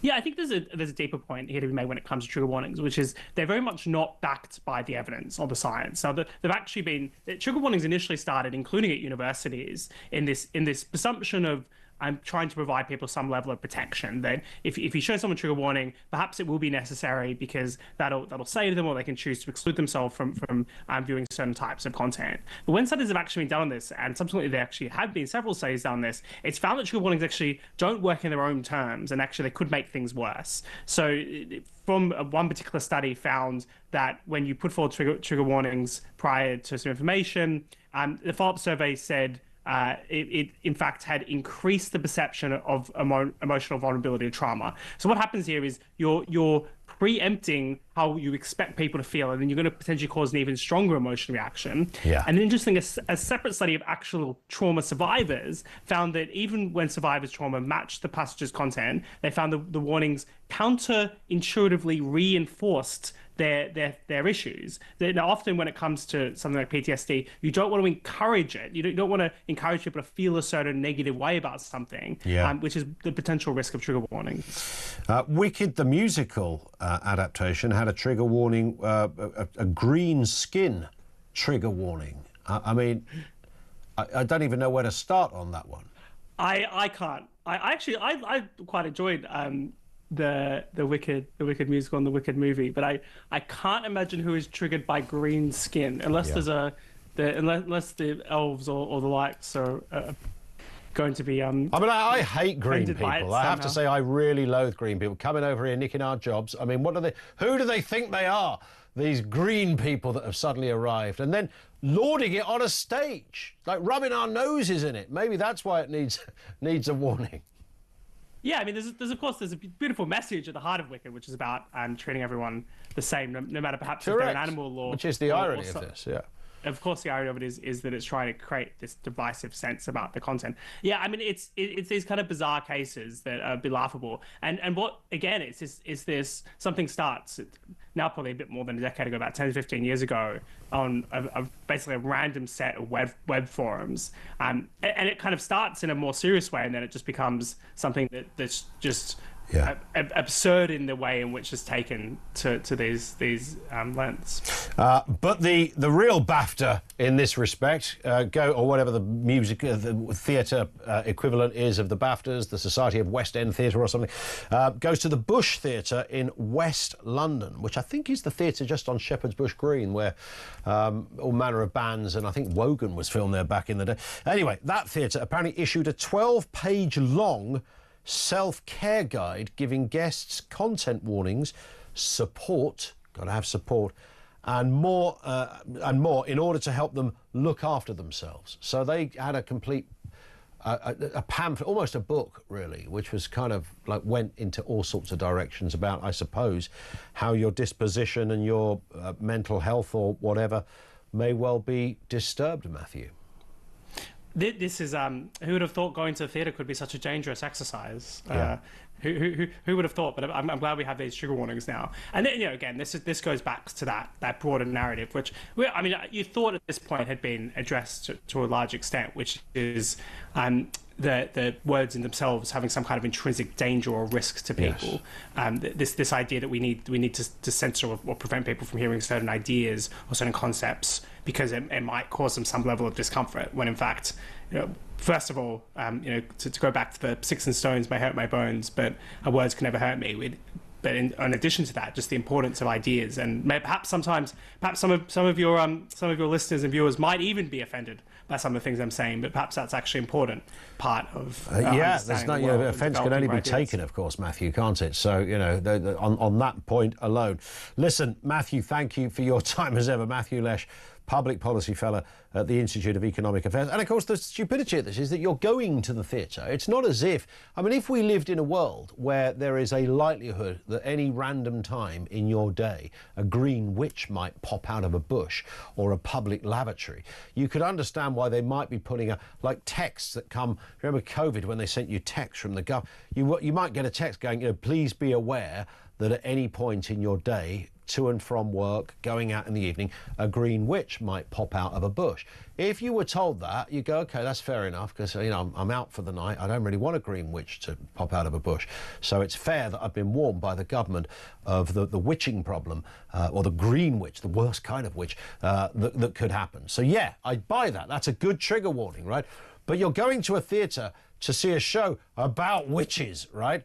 Witches forever, when you look at kids' books and stuff, have often been green. That's not an unusual colour on the witch thing. They've often been green. So you wouldn't really require the same level of advice in a theatre setting where you've actually gone to see it. Similarly, going to see Back to the Future musical, it's like saying this show contains cars and you might be disturbed by a revving engine if you're sensitive. Wow. Sort of messed up world are we living in, kids. We'll have more comment from you in a couple of moments. 0344 499 1000. Jeremy Kyle, of course, is here after 4 o'clock. Jezza will pop in and tell us more about what is happening on Drive this afternoon. Before all of that, time to tell you how you could be in with a chance of winning that weekend. We've been talking about this for a little while now. An amazing weekend in Munich at the end of May. If you've never been to Munich, is one of the cleanest cities I've ever been to in my life. It's absolutely beautiful. You get a weekend away there. Not just that, tickets for the game. I'm talking about the biggest game in European football, the Champions League. Munich at the end of May to watch the biggest game, I would say, in global football, the Champions League final. And thanks to our colleagues at talkSPORT, we're also putting $5,000 in your pocket to spend how you wish. Have a listen to the details. Win a once-in-a-lifetime trip to watch the Champions League final live. Go to talksport.com/win for your chance to embark on the ultimate odyssey of football ecstasy. With 2 tickets to the Champions League final live at the iconic Munich Football Arena, Germany, including flights, accommodation, and an uber-massive $5,000 in your hand. How about that? Enter online now at talksport.com/win. Terms and conditions apply. Achtung, baby. 18 plus, UK, excluding Northern Ireland. For a chance to win all of that, simply text the word football to 83338 by the 16th of May at 11 p.m. Text costs £2 plus 1 standard network rate message. You must have the bill payer's permission, or send your name and number by post to Champions League final competition, PO Box 3190, Colchester CO2 8GP, to arrive by 5 p.m. on the 21st of May. This is a TalkSPORT limited competition run on TalkSPORT Talk and Virgin Radio UK stations. Full terms and conditions at talksport.com.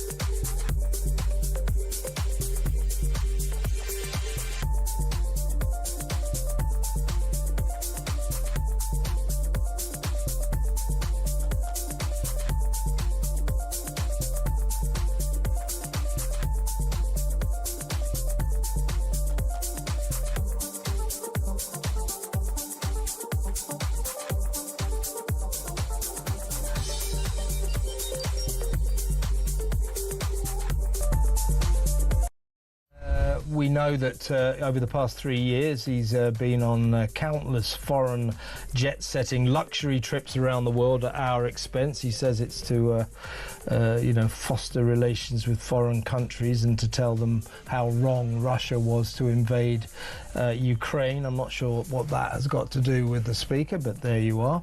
He spent about £300,000 over the last 3 years going on these luxury trips.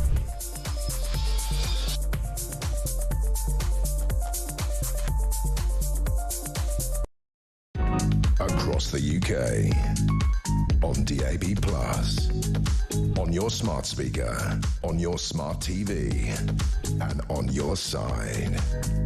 This is Talk. It is Talk. Let's have a little look at this. Samantha says, the witch up my road is scary.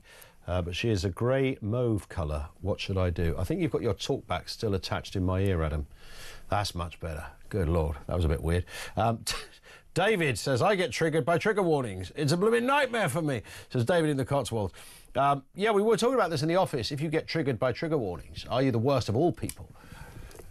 Because I think that kind of defines or defies the logic of the point. Ian's in Hertfordshire. What have you got for us, Ian? Good afternoon to you. Good afternoon. I wonder if anybody's considered the fact of a bounty system on these boats. Go on. Now, the inshore French fishermen are quite mercenary. They're like a few bob. Yeah. Now, why don't they intercept the boats before they go out of French territorial waters and into ours, then drag them back to their shores and make a few holes in their rafts? We pay them 15 to 20 euros on a bounty. Apparently they can't find the boats, though, isn't that right? Well... But if you made it a national kind of thing, that anyone who spots a boat gets a bounty, gets the money. Well, the French fishermen, I mean, they're if there's something to be caught, they either follow the birds or they all get onto their radios and say there's a big shoal of mackerel, and they're all there dredging them up, it's the same thing. You say, there's a couple of boats coming over. And then the Gendarmerie Bon Voyage Club, we're buying them 500 million quid. Well, it's a lot cheaper, isn't it? That's a very good point. I've never thought about... You just pick them up, because it'll be an international incident if our border control crossed into French territory. You know what they're like. Yeah, that's true. They can go backwards and forwards wherever they want. They've got carte blanche. Yeah. We cross over. Oh, it's all hell let loose, Indeed. I am surprised that no one's come up with an initiative of getting members of the public in France to try and spot people. You must see some of these things going on the road in a trailer, right? I mean, was it 10 boats, I think, yesterday? Yeah. They've got to come from somewhere. Yeah. Someone must have seen them. Someone, driving on the motorway in that neck, wherever they took off from, must have gone, I bet they're going across the channel. It was like Operation Sea Lion when Hitler had all those barges taken up to Calais, you couldn't miss them, but I can understand them not wanting them in their country, but... I get it as well. I do get it, but it's, it's curious that we still can't flipping solve it. Who could make it up? Ian, thank you very much indeed for that. This comes in from... Is that a bit of breaking news? Nope. Let's go to Hazel in Hampshire. Hazel, how are you doing? Yeah, I'm all right. Up and down like a fiddler's elbow. Well, I like it. Do you remember, not long ago, Keir Starmer appointed an old mate of his who was living in Finland to take over the immigration problem? Yes, this was the new border czar. £130,000 a year he was going to be paid. Right. So how's he doing? What's he doing? Where is he? That's a very good point. Well, his name is John Tuckett, which is rather unfortunate when it comes to the satirisation of this story. But dear old John Tuckett, who's a 73-year-old, he's not a young lad, but I'm sure he's nearly my age. I'm sure he is. I'm sure he's fighting fit like you, Hazel. You do your 5K every morning and all the rest of it. I wish. But he's the independent chief inspector of borders and immigration. He would be in charge of assessing the government's performance in all areas of immigration, including tackling small boats. I assume he's not started then yet. He can't have done.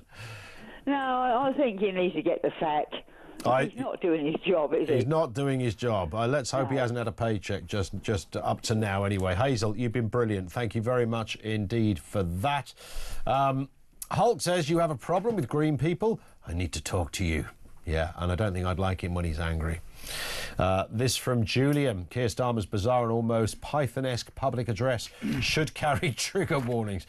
It was triggery, and one here, no name given, says, I get triggered by Jeremy Kyle. What does that mean, triggered? Is that a good thing or a bad thing? Well, that from you, the most miserable man I've ever met in my life. This is Adam, our producer, he's pointing to. He doesn't get triggered. Nothing triggers him. I'm desperate to make him smile one day, but nothing happens. So I've upset somebody. I trigger somebody. Is that a bad thing? Well, I think it sort of suggests someone whose reaction is disproportionate. So they've been triggered. I mean, you could genuinely be triggered. My son's just phoning me. He's just come out of a GCSE. So do I talk to you or do I talk to him?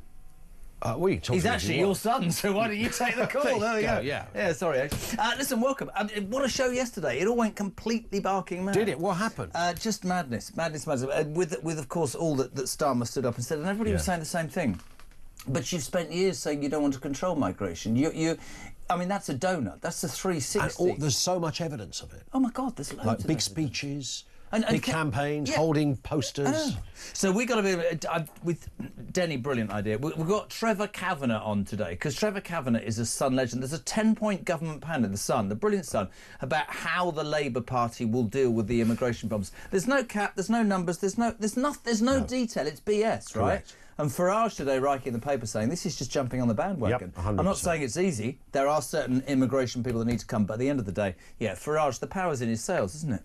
100%. And it's his to lose now. Well, it's interesting, isn't it? That, you imagine that just 1 year into a 5-year term with a 170-seat majority, right? They are already backtracking on... Did you notice the other thing they announced yesterday quietly? Oh, we might be having an independent review into the Rotherham rape gangs. Oh, really? You said you weren't going to. The ones that weren't going to. So if you went out there, you know this as well as I do, if you go out there and you say to people, what really matters to you right now? They'd say immigration, they'd say energy, they'd say the fact that the police seem to treat people differently depending on the colour of your skin, and the Labour Party are just waking up to it. It's no, got nothing. Yeah, nothing. They had nothing to say on this stuff. I genuinely think they believed it was going to be quite easy. Yep. No, I mean, if you ask them that, they go, "Of course we knew it would be." No, I think they thought all they had to do is not be the Tories, and they would be. Everything would be fine. But that has worked for years. That uniparty thing, because I mean, you did that, we'll do this. We did this, you did that. That's why I think, and I've been saying that Farage needs meat on the bone. He needs meat on the bone.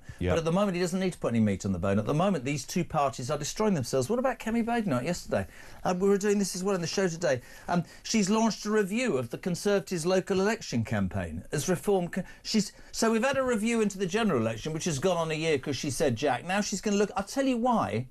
Because the public think that you lied and didn't do what you said you were going to do, and you didn't cure immigration, and you didn't make the NHS better, and you didn't sort out the police and the air and the military. It's almost impossible for her to. I mean, she could sort of claim that she was never, Home Secretary or leader. She was part of the government. But she was part of the government. Like Robert Jenrick did out of principle. Could have done that. It's very hard for her to go big on these subjects when she was up there in a fairly senior position in the very people that did nothing on the things they're now opposing. But the shocking news of today, and Adam, this will make you smile, there is no Ryan because he's on holiday.